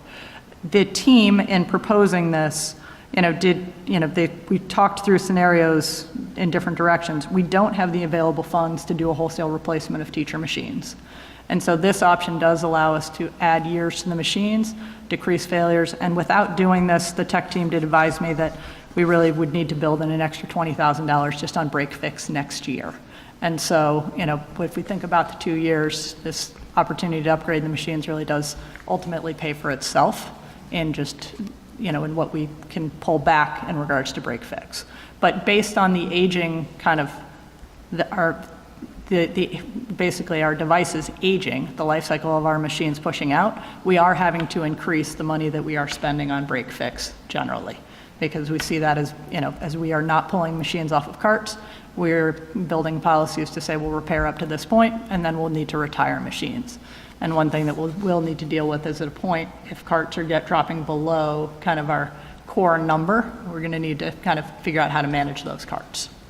So, at this point, this is not an ideal situation, and our real challenge is to find ways to secure funding to essentially sustain technology going forward. But in the short term, I feel like the technology team has really come up with a solution that will allow us to keep teacher machines operating better than they are today, and gives us a little bit of time to try to come to that solution. As of now, this proposal does not have any new funding going into student machines out of DSEB next year. Well, first, before we get started, I just want to say I think we're all very appreciative of this level of detail and the explanation, and so thank you to the team. I mean, seeing the pie charts of looking at just visually what our portfolio of devices is going to look like by 18-19, I think is important for us to see, but it's also important for us to begin to communicate as we think through our options. So with that, so thank you all for the creativity of what you've put forward. Appreciate it. I'm sure there are questions. Who wants to start? I don't have questions, but out of crisis comes really good analysis. So thank you for doing that. And yeah, the question of how to sustain this in the future that's the $1 million question. Well, and that's what this, I do want to, embedded in here, the team made a choice, an important choice, to stay with Apple and not to actually shift we could have actually spent some money to go to Chromebooks or whatever. For teachers, you mean? For teachers, right. For teachers. And we decided not to, and partially because of the extensive use of the laptops for lessons, and you walk into any classroom across the district, and it's the Apple connected to the Promethean board. You're shaking your head though, Meg. What's that mean? Like, how could that not be? I think there was concern about the screen size and Right, the usability. It's, I think, For the Chromebook. for the Chromebook. Chromebook. So you're She was agreeing. agreeing. She's- Sorry, you're I am saying, like- absolutely Sorry, you're agreeing. shaking your head no Yes, as he I was think there talking. was concern Right, there was over concern, a yeah. possible switch, and my head was shaking that, yes, we were in agreement. Okay. That was not. I think the team did a nice job breaking it out too, because of the software. You know, if we were ever to make a switch like that, it would be a multi-year switch, because of the number of things that we have. So it's, we're happy that we were able to find a solution to sustain that. Thank you. I mean, this is not pretty for the future, but at least what we're doing is sustaining the quality of work and sustaining the software products that we're using so that we can continue on as we work towards solutions. So out of curiosity, the question of testing comes up in here about having the equipment for testing. Has the district explored a paper waiver, like to have that as a backup option? So if we move this direction, as you look at the pie charts, we may need to explore that in the future. In the near term, we're not at that place. Yeah, that's a good question. Questions? Tracy? I might have missed this. So when you say that after analyzing the Chromebook versus the MacBook Air, and it's cheaper to stay with the MacBook Air?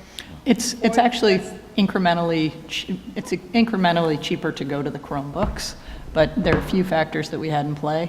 One, we'll get longer life out of the MacBooks, so that was a key piece. There's also, at the end of the life cycle, the MacBooks are worth more, and there are opportunities to have them bought back. And so when we put together, the MacBooks have, which we would go Mac Airs in the future if we went that direction, the cost of purchase is higher. However, the life is longer, and the kind of ability to sell the equipment after the fact brings in significant funds as well.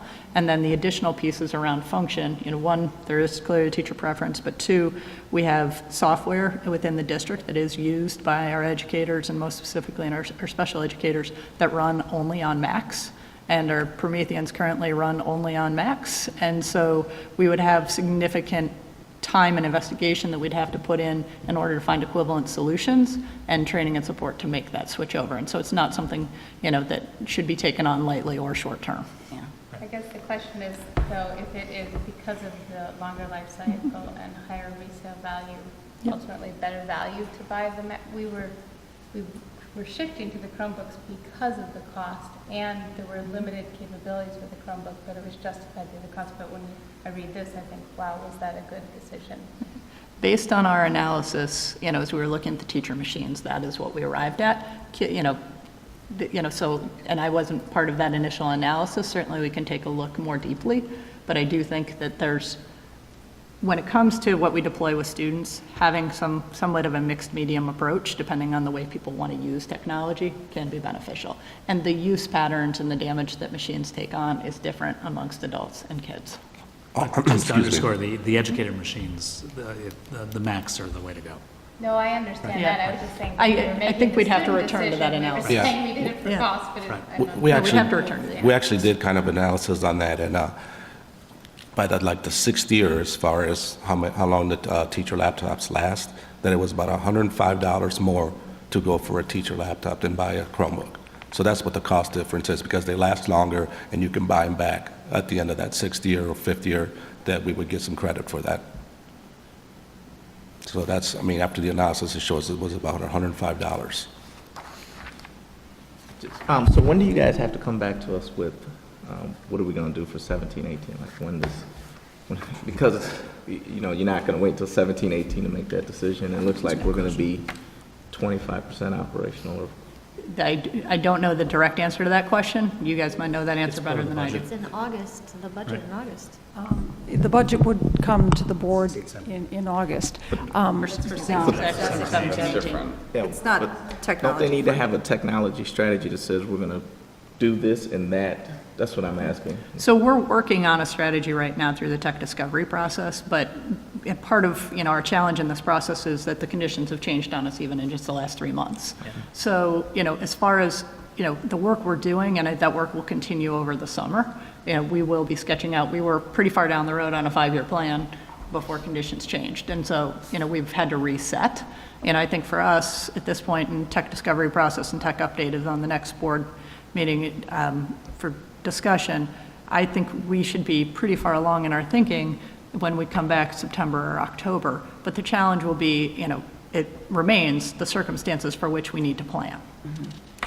So we can now plan clearly based on our current circumstances. But, as you can see in the pie charts, the current circumstances, don't give us a lot to plan for. Yeah. Right. I think though I guess to piggyback on what Omar is saying, I think still the fundamental unanswered question for me is the pie chart gets a lot worse, but we don't know, based on that number of devices, how important they are to teaching and learning, and what the delta is, what the loss is if they do go out of service. Right. And so that's, I think, the you're $1 million question for me is, this looks bad, but I don't know how bad it is, because I don't know how important all those devices are to the daily, I can make, obviously, judgment, but I don't know how important each and every one of those devices are to the daily teaching and learning and what impact they're having today. So should you take some away, what's going to be the consequence or the implication of that? So you would even question like whether teachers really need a computer? Not at all, teachers. Not teachers. Not teachers. I'm Okay. talking about our portfolio of student devices, the iPads and the Chromebooks, and this is part of the reason why I asked this to be discussion, because we're going to have more information next month when we talk about the pilot at the board May 23rd meeting, when we talk about pilot results. It kind of all comes together, right? This is dismal for student, I'm talking about student components. It's dismal, right, if we're going forward. But the underlying assumption is that all those are being fully utilized to the utmost. Is there the an utmost effect? Well, teacher computers are in here too. Yeah, I know. And So I'm not- it's dismal for teacher computers also. Let's set teacher computers aside. Of course, teacher computers need to be replaced. I would not question that. That's a priority. That's and we already talked about, at the last meeting, that being priority, and that's why this is here. I'm talking about our utilization of Other things. student devices in the iPads, et cetera. classroom, and what that impact is having. So, mean, and that's to the technology strategy and the plan. But I think having that information is really what's needed to figure out what you do about this pie chart, right? Do you figure out how to invest in it? Do you have to do more than that? That's, So, we are working on aspects of that, and we will have some items to share with you when we come back. The tech discovery process is going to bridge the summer, partially under grounds of some changing conditions and the fact that we needed to get our wheels and get going. But we will have some things in regards to share and later in May. And the teachers did just complete actually a survey related to some technology usage that we plan on lifting, and there are also some focus groups that are getting at the heart of kind of the demand on technology, the demand on carts. Because what we do hear from teachers is it's very hard to get carts and it's very hard to get technology. And they're going to help us think through a little bit of, based on what we have, where is it accessible, where is it not, where are the log jams. So, hopefully we'll be able to lift some of what you're asking for from the information that we get from that survey and some of our ongoing work. I just like to say that in my years in the district, there's always been a lot of grumbling about, look at all that money they're wasting on this technology that we're not really using, et cetera. But this is just super. I mean, the explanation, the rationale of what you're going through, that I just want to express my utmost confidence that you'll come back with a really good plan for the next phase of this, how to deal with those terrible pie charts, because they are pretty grim. In your discovery process, are you guys asking kids at all? Are you We doing have not any gotten to students yet. That's a fair with question. Students? I just know anecdotally from 3 different grade data points what the spectrum of use is and the importance of it to my students in different ages, and then what I know about computers sitting unused. So I think it'd be interesting. Yeah, no, that's an interesting thought. We have not talked about, we have information certainly from students, more specifically the Digital Promise schools, but not globally. Sure, and so that's an interesting point. Digital, I think that's a special case. Oh, yeah, without a doubt. Suni? Fair point. Well, and I would just add that, as dismal as these pie charts do look, we have to remember that it's in the context of a very dismal debt service budget and plan that we have overall. So as we're looking at what do we use student computers and all, you know, whether or not we need to replace student technology or software or whatever, it really has to be, as we're talking about priority-based budgeting, it has to be in the context of, is that the priority over roofs? Is that the priority over other structural Expenditures, building needs That's right. that are in place? And we can't just silo off technology as, it had, I think we can't talk about it in a vacuum without those other considerations. And I assume we're getting everything we can on the E-rates, like we're getting every dime? Yeah, okay. Meg, did you have a question? I loved the word vintage, by the way, so now I can go back and say, I'm using a vintage computer. I liked it too. I didn't see the tech survey, but, so I'm sorry if I'm being redundant in a question. I think one question, and we had done a tech survey a few years ago, one question in thinking about, Sonia, what you just said, is what teachers are using it for, but then what could they get away with? So that, for instance, I know that I would love to be able to use the cart, but I share it with my team. So sometimes I need to use 5 to publish, and I can get away with 5 at a table, at a center, and that's doable. So that maybe that's really what I need for an hour a day during writer's workshop, right? To publish my things, and that's what I could do and get away with. I don't need the 21 for an hour every day, and that's doable. So what do I have to have versus what is my ideal 21, right? And how could we, in the land of, where are we, the state of where we are, what is doable? And I think if you were really to, I don't know what questions are on the survey, but I think if we were to also sit and talk with people in the land of where are we, people would probably give you a realistic view of, I could do with 5 at a station for an hour, and we could share with our team, and that would be doable in light of, and that may ease up a little and help, I don't know, but. No, and your idea, your thought is, you know, we are considering a number of different things. Part of the survey, so there was a computerized survey that people needed to complete, and then the district instructional tech members from each school are asked to conduct 2 focus groups at each campus, so with teachers, and that was to get at some of those particular questions and ideas. And the way this group has gone about it, you know, we've really kind of said, all right, let's take all assumptions off the table and think about, are there creative ways to rethink the way technology is being distributed, things along those lines. With each of those moves, you have to then think about what are some of the ramifications, you know, how do we secure them, how do we keep them charged, how do we do things like that. But we really are, we've taken a couple steps back, and just because it is the way it is, doesn't mean that that's the way it has to be. And I do think that some of the kind of rule by design was that if one, you know, if there was a computer added at one school, it needed to be added at the next. So it was kind of an equality premise, and we're stepping back and saying, if, you know, just because doesn't mean that's the way it is. So we're trying to find the best way to distribute what we do have so that teachers do have access to support teaching and learning. Because I do believe it's great, you know, I 100%, you know, probably 1,000% support putting technology in the hands of teachers. But when you do that, I think you need to make sure that students have access to technology too, because that opens up the avenues for using the technology in teaching and learning. And when we talk about the role that technology is playing in teaching and learning, if we're just plugging it into a projector, it's not transforming what's happening in classrooms. And so we want to create the pathway to be able to, you know, make sure that teachers do have access to the devices to be able to think more creatively about how they use that technology. So, and to know how to use it. Absolutely.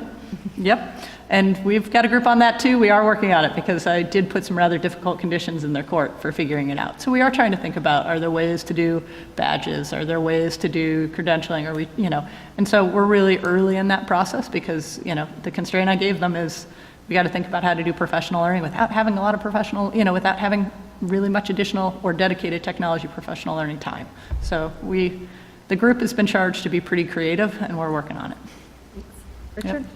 Just 2 quick things. One is echoing what they said in terms of thanking you.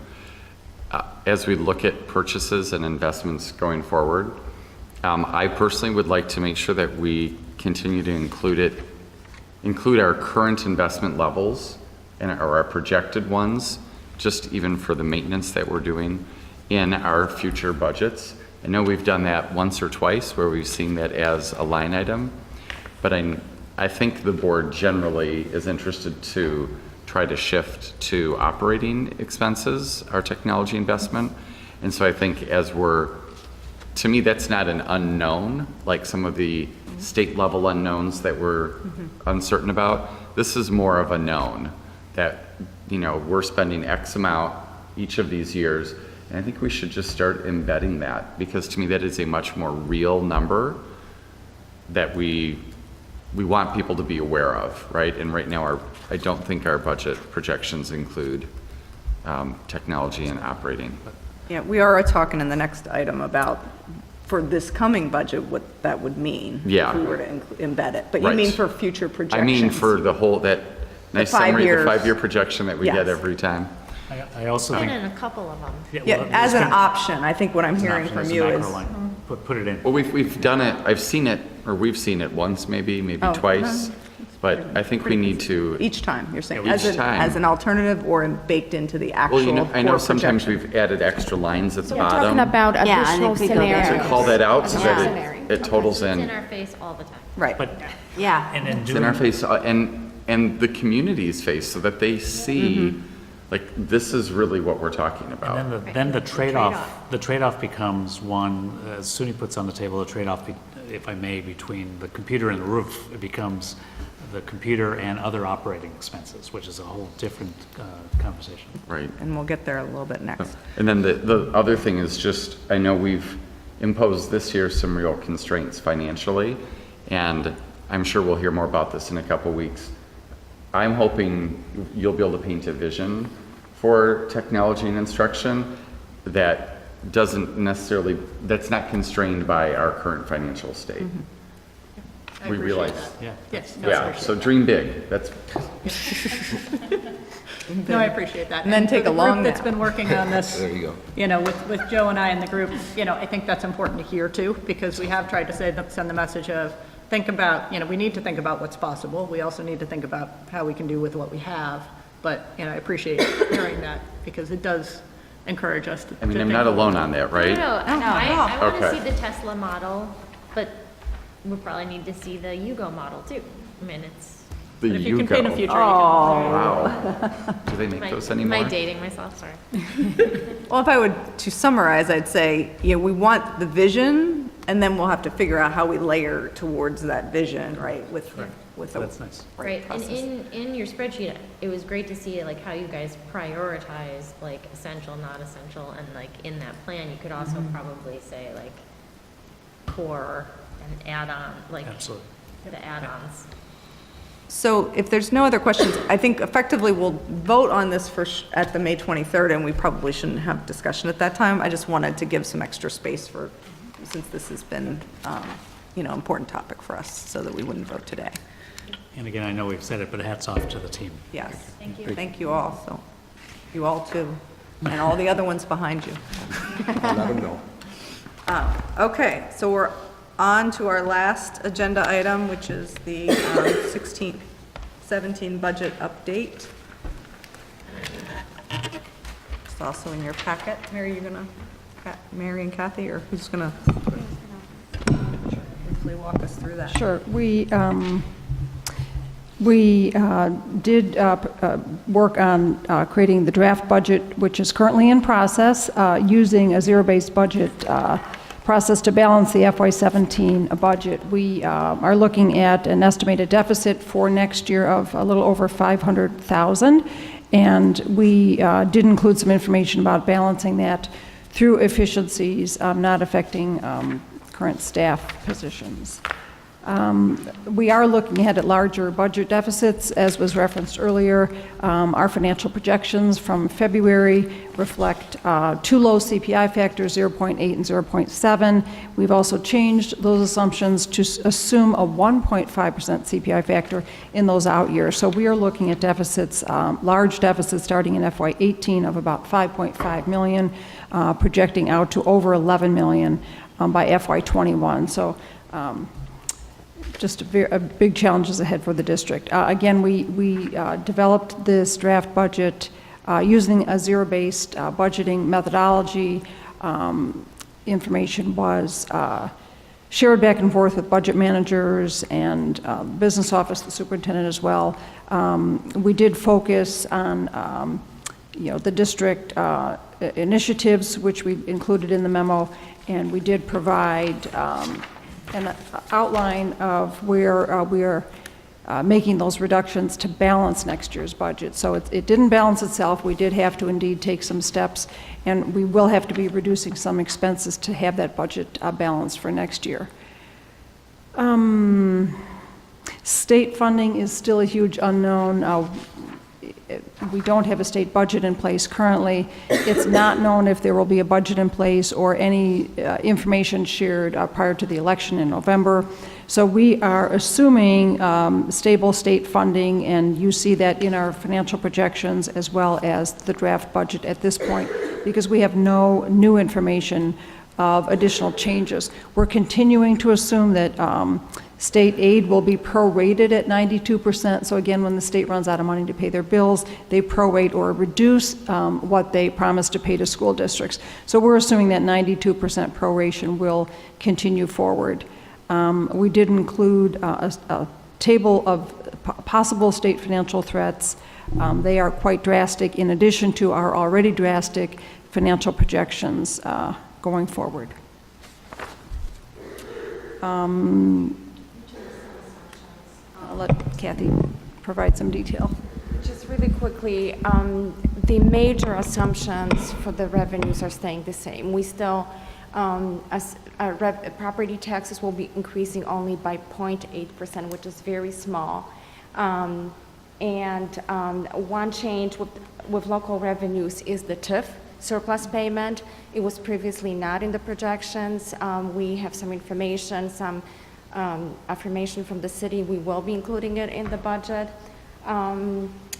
As Mary mentioned, state revenues are unknown. We are thinking about, in addition to the 92% proration, to include additional placeholder for in case something does happen with the state, although I am hearing from people who are close to EdRed that likelihood of passing anything, any legislation of reducing our revenues is very small. Some of these legislations, proposed legislations in the table, like the pension cost shift, I mean, you've been hearing about it for years. We, at some point, even included it in the projections and the budget, but the state is at stalemate, and basically nothing is happening. So again, we watching closely what's happening, and we will be bringing a draft budget to you next month. Some of that information will be tentative. It may be changed later on. Now with the expenditures, of course, the biggest expenditure, staffing, is still unknown. We are hoping that we will get the final cost of salaries and benefits by the time we have the tentative budget, but that's 85% of our budget, and it's unknown. We did have some. Why that's unknown for the folks out there that. It's unknown because they are being negotiated, and until these union contracts are settled and ratified, we cannot include that information in the budget. So until that's done, we are going with the assumptions that we used in our financial projections. We did have some good news, though, in relation to medical insurance. The actual cost of our medical renewal will be flat. Previously in our projections, we included a 5% increase. Again, there is a table about, because based on last projections, we are projecting a 500,000 deficit, and we believe we can cover this deficit with non-personnel reductions. They are being incorporated with our data, with our budget information. They are outlined on table on page 49, and again, they are all non-personnel repair and maintenance A reduction in curriculum supplies, we mentioned that during a previous board meeting. Some reduction, 50,000 reduction in consulting services, and reduction in furniture budget. So approximately now 570,000 in non-personnel reduction. Again, data is being fine-tuned, is being put together, and will be brought to you during our June meeting. But at one point, again, with the state, we don't know what we don't know. And so, if I have it right, when I first landed, the proration was 89. Correct. It Now it's actually did 92. improve. So it went up, but it could go down. And I don't think it's going to go further up in terms of the amount of resources available. So there's just a lot of uncertainty at the state level. And I actually heard that not having a state budget was a blessing for school districts, because we were lucky and we actually got all of our state money and they paid us earlier. So that was a silver lining for our school districts. And again, we got the money, but then we really don't know what the future is going to bring. And we will be adjusting accordingly. Questions? Thank you. You want to go ahead? Sure. Go ahead. I had 3. Utility costs. Is that just because the cost? Yes. We haven't changed anything, just the cost for our utilities is dropping by Correct. 200,000. Yes. Yes, so this is budget to budget, and it's actually even the actual cost this year is going to be much smaller. It's going to be about half. So it's warmer winter, but it's also the cost of natural gas is down. We got a letter from our co-op. We were told to even reduce our costs. So that's what we're doing, and that's how we are able to save budget to budget approximately 200,000. Great. Health insurance, you mentioned co-op. And I think we've been in the co-op now, is this our 3rd year? Second year, I think. Second That's year. it? Okay. Well, this, Maybe third, I'm sorry, because I think the first year was. Next year will be the 3rd. Next year will be third. First year was a little decrease. Was that it? Okay. Then we had a small increase, and now we are expecting a flat, basically no increase. and let me explain kind of how that happened, because between the pre-renewal meeting and the final renewal, we are part of the Education Benefit Cooperative, EBC, so they have several member districts, and so we're getting even greater volume discounts for our health insurance. And they anticipated an increase in physician costs for the HMO plan. We have most of our employees on an HMO plan, so they told us to budget for about, what, a 5% increase? 6% is what they were anticipating. When they got the final renewal, the rates, that was back in March, so in April, not only was there no increase, there was an overall decrease in HMO costs by 1.3%, completely unheard of to the co-op, and very different from the estimates even in March. So that, and because we have more people in the HMO, that is what was able to reduce that expected increase for next year. The PPO rates were expected to go up, I think, 7.5%, which is where they would have come in, but the cooperative voted to use some of their own cash balances to reduce those costs to their members, because most of that cash was built up from their PPO clients. And so that reduction brought it down to 2.5%. But we have very few employees on a PPO plan. So we were able to realize those cost savings in not only next year's budget, but the projection. So that piece it'll be cumulative, and that was very good news. And what drove down our costs for the HMO? We don't know. The plan doesn't even know. They were expecting, like I said, the 6% increase, largely driven by physician visit price increases that they'd heard about. I don't know. They couldn't explain it. The cooperatives, and these are large third-party administrators who work very closely with Blue Cross Blue Shield, and they had no explanation for the decrease, but we're happy to accept it. The final rate is a little bit lower, but it doesn't really move that much. So obviously there was a glitch on their end, but again, in our favor. There wasn't a reduced experience rate? I mean, They didn't discuss that, and actually on an HMO, I don't know that an experience rate carries. It would certainly on a PPO plan. I'm not that familiar with the pricing structure for HMOs, but they didn't attribute that reduction to less experience. Then the last question is just around special education student outplacement. That was noted as an area of increase.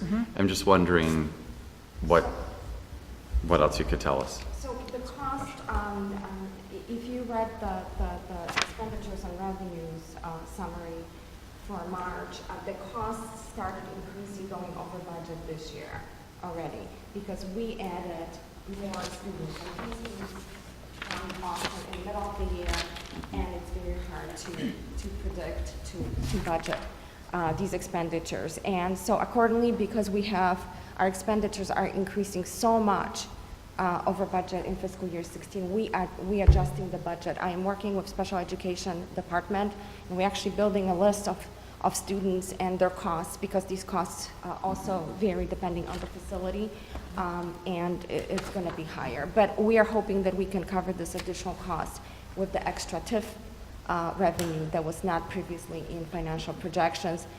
The extra cost in the current budget also going to be covered with the same revenue, because if you remember, we got a TIF payment at the beginning of the year. That payment was received after the budget was adopted. So it's an extra money that's going to help to offset that cost. And I know you probably don't have the answer, and maybe Joyce is the person who will need to answer this at some point. And when we had created the middle school, I think we were calling them transition classrooms as a place for students to go. And I know at Park, we've tried to create space where children could be moved there if it was an appropriate placement for them with some additional programmatic options. And the goal was to decrease the number of outplacements. So I guess I'm just wondering obviously it's the students' needs. Is there something that we need to be looking at as a district that we could accommodate programmatically that would have us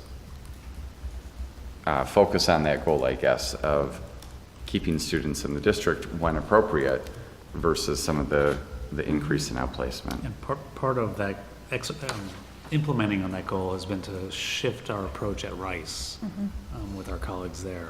And we've been successful to a certain extent, but the increased needs are outpacing what we can actually accommodate there.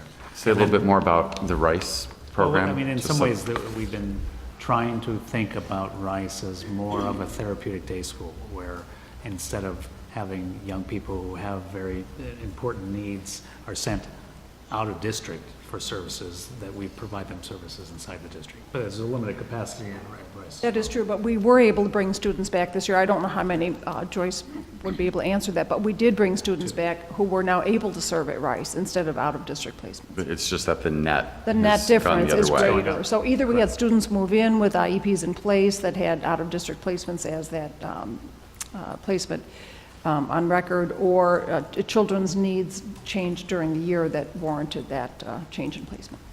It's a very good question, and we want to absolutely provide the services for kids, children, young people, their families who have the kids who have special needs, and yet we have to do this within a cost-efficient way. Thank you. Yeah, I had just one concern and then a question. The concern is that we have as a goal, or you put as a goal, and I think it's good, to try and keep these reductions out of the classroom as much as possible. But just as a concern, if you reduce curriculum supplies or you reduce student materials, that's direct impact on the classroom. And sometimes I think that's forgotten about. Those do affect students, because if they don't have the materials they need to do the lesson, and so just to keep that in mind. And the other thing was, this was just a curiosity. So you're going to reduce this is on page 50, the elimination of hazardous busing? I don't understand that. And I just don't know what you mean by that. Page 50 is, page 49 is where we're listing the budget balancing Right. strategies. to balance next year. I just So don't know the- what you mean by Sure. eliminating The hazardous following busing. table was simply a list of possible trade-offs. But If what's we- hazardous busing? That's busing students who live in hazardous areas. So students who would have to cross Gulf Road or McCormick or Dempster, where we bus them now, and hazardous busing is optional. If Oh, we it were- is? I thought is it was optional. required. No, busing students at 1.5 miles is required. So busing students across hazards is allowable. The district's been doing it for 30-plus years. We checked with all our neighboring districts. They're all providing busing where they have hazards.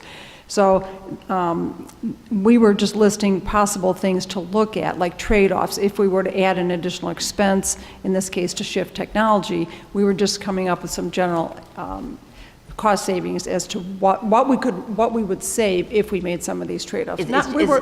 It's just the way it reads. It reads as if we are doing hazardous busing, but that term doesn't sound like what you just described. The busing itself isn't Okay. hazardous.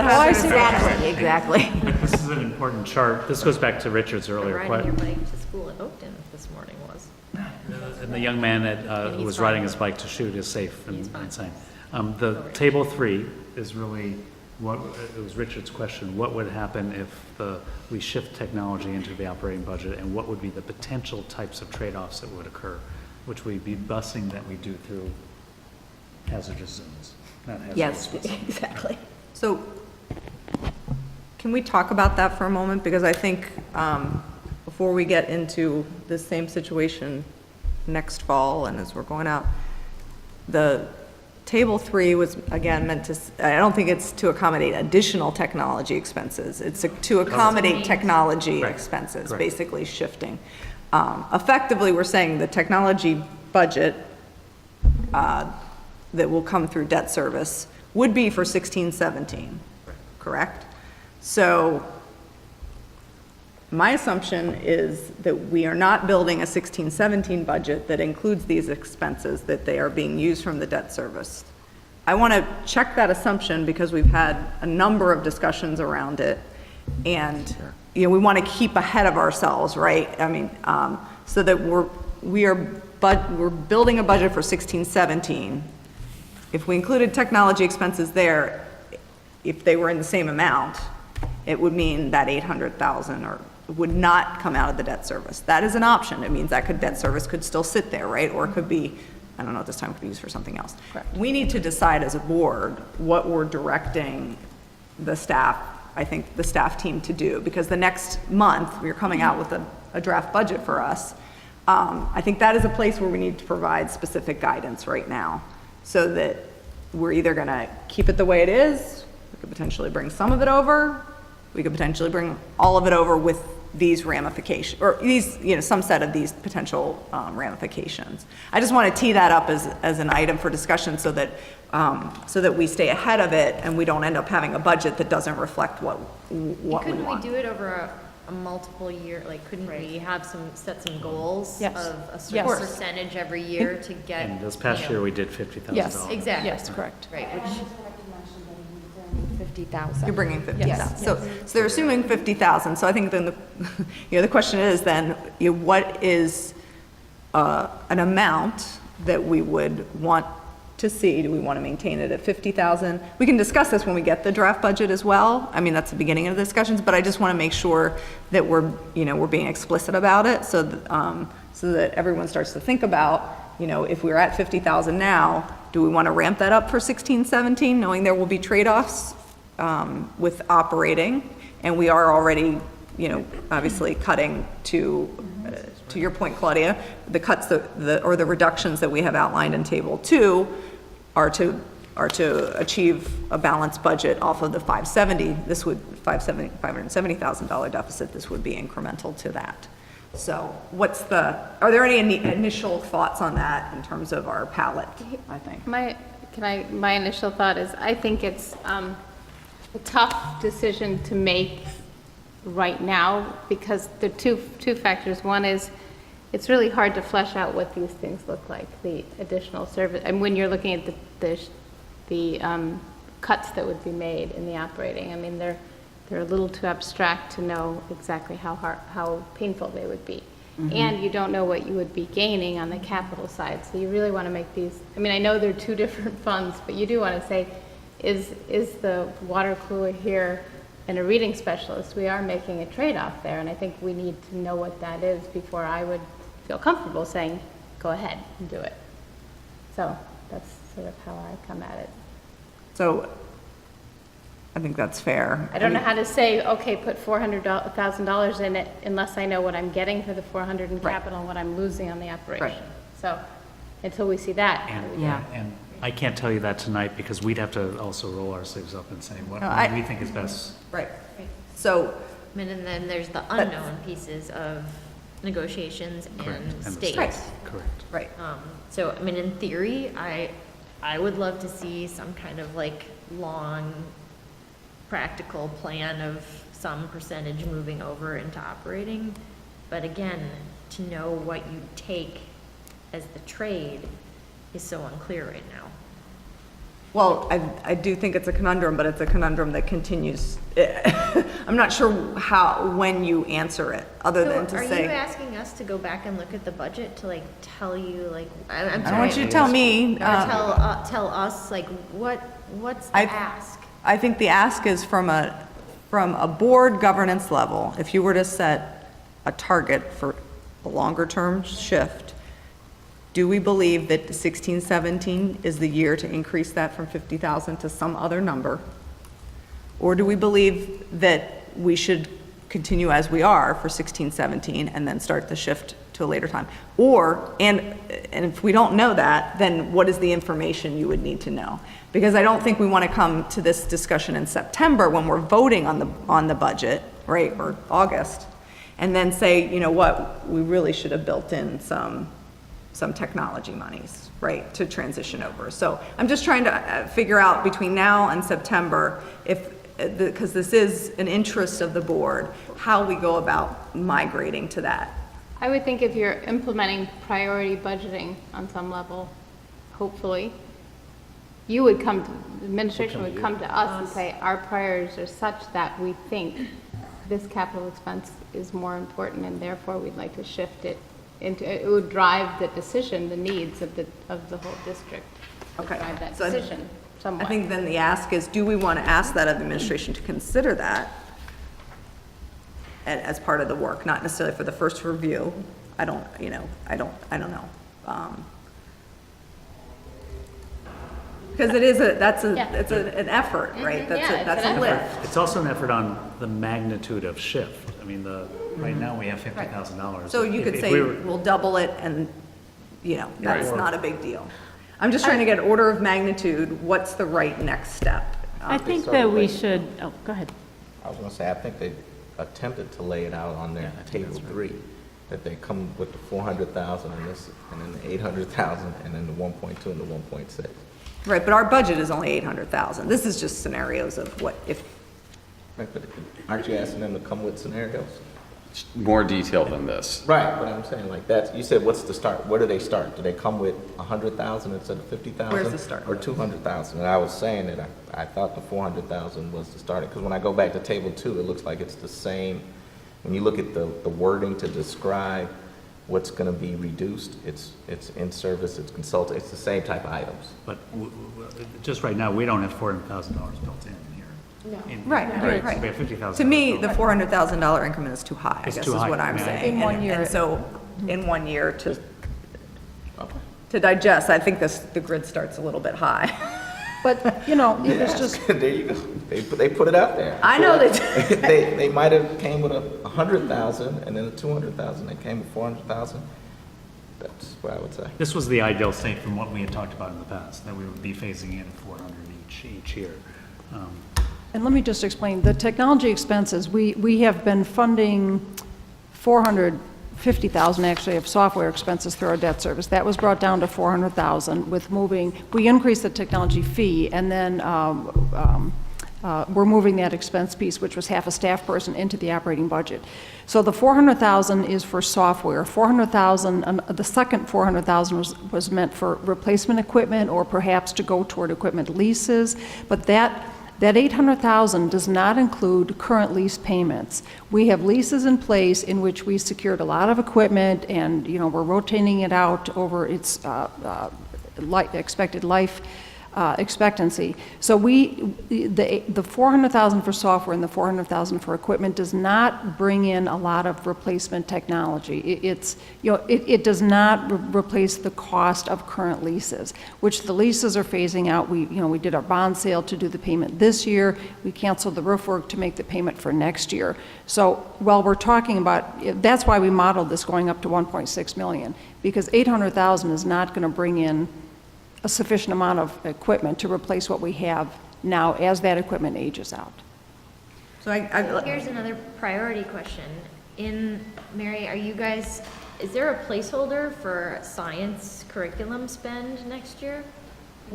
For this coming fiscal year, we have some money allocated for pilot materials, but we have, I've not had So a hand. 16, 17 has a budget for Some funds for pilot materials. But then 17, 18, I have no idea how much FOSS cost, like 8 years ago, 10 years ago, right? But if that's Right. successful, and if you find something that costs something, there's another trade-off potentially that will take a decent sized bite, depending on whether you do like tranches of K2, 3, 5, Right. middle. Anyway, I just want to throw that out there, that there are other things that are coming down the pike that are going to be in this, trade-off category. And let me add one. And I'd pick science over computers. I mean, this is like, maybe that's a bad trade-off, but. And let's add from our meeting from last week and sort of thinking about strategies, as we are moving forward on culturally relevant curricula and actually really thinking about that, where's our purchase, where's our resources to purchase what we need to be able to have teachers teach in the classroom? Well, I assume all that's going to be integrated into the budget. If it's going to happen this year, it's got to be integrated into the budget you're presenting. So I guess I'm somewhat sorry that I opened this can of worms at this late hour. But I think to summarize, what I will do as an ask is say, what would be the amount other than 50,000? If 50,000 is the amount that you believe is the right amount, then fine. But if there is any more additional that you think would be prudent to move in this fiscal year, what would it be, and what would be the trade-off on the capital side that we could get for freeing that up? I appreciate that question. And we may come back and say $50,000. Yep. Well, and I would just throw out there, I mean, when Tracy, when you asked, for the $400,000, what would we be getting on the capital side? I mean, I think sadly the answer to that is probably not. We need to build up our debt service again. I mean, and that's kind of the problem, that our debt service has gotten to such a level that we don't really have the kind of cushion that we need. Correct. So it's not even about, can we get, a water cooler or half a roof or whatever it is with $400,000. I think it's about freeing up that money in debt service, because again, I'll say right now we're just making this assumption that technology is in its own thing over here and is more important than roofs and more important than whatever. I think it's hard because we always put technology out in its own sort of budgeting spend instead of integrating it into everything that we're looking at, and we just make these assumptions that we need X amount of dollars for, and I understand for lease payments that we're already obligated to, yes, we do need to find the money for that. To me, and I don't know what the answer is for next year, what amounts should be going into operating, but I feel like we do need to more aggressively say that by the end of 4 years, 5 years, whatever time frame we think is reasonable, that we say we shift these costs into operating. And so what does that look like then if we give that? I mean, I think that's where the board direction has to come in. It's more of where do we see ultimately the shift taking place? Or by the end of what time period? And then the administration has to come back and say, okay, well, this is what that would look like. And I say this as somebody who, I think technology is important. But I think all of this is important. And so we just have to be realistic, and I think understanding where our priorities are. And to me, it isn't clear that we've been doing that with technology. I think another way to look at it is we are looking at big cuts in years out. And do we want to sync up this shift with those bigger cuts so we're not doing these one-offs and little smaller cuts that we saw in the past aren't necessarily part of a comprehensive strategy and don't make as much sense to people. So if we are looking at the 1.27, we need to think about it, if we're looking at big cuts and not next year, but the following year, then that we wrap it into a bigger strategy for reorganization or restructuring or new revenues. Correct. And then it seems cleaner that way to me, or it's just more strategic in the way. That's right. I just want to make a comment. I was talking with some parents over the last couple of weeks, and they're at schools where they have some questions about what might be happening just with different things going on, and we were talking about finances, and I think they had a perception that this is kind of like what we've had in the past, and I think where we sort of cut our way out and things go on. And what I encouraged them to do is I said, you need to watch the finance committee meetings so that you can hear all the discussions we're having about the unknown, state cuts that could be coming, and just some of the choices that we're talking about right here, because we've trimmed so much around the edges. There's not a lot of trimming left to be done. And I just think it's important that as we're out in the community, that we share with people this is very real, in spite of what has occurred sometimes in the past. And I think having a year of stability is really important, but it also, people don't recall. They think now that the trouble from a year ago, is over. And so somehow miraculously that's not going to come back. So it's, again, as always, it's our responsibility to be vigilant about communicating that. Any other points? Okay. All right. Thank you all. If there are no questions on the FYI, which I'm really going to assume there are none. There's no further matters to be presented to the committee. I find this meeting adjourned at 10:00.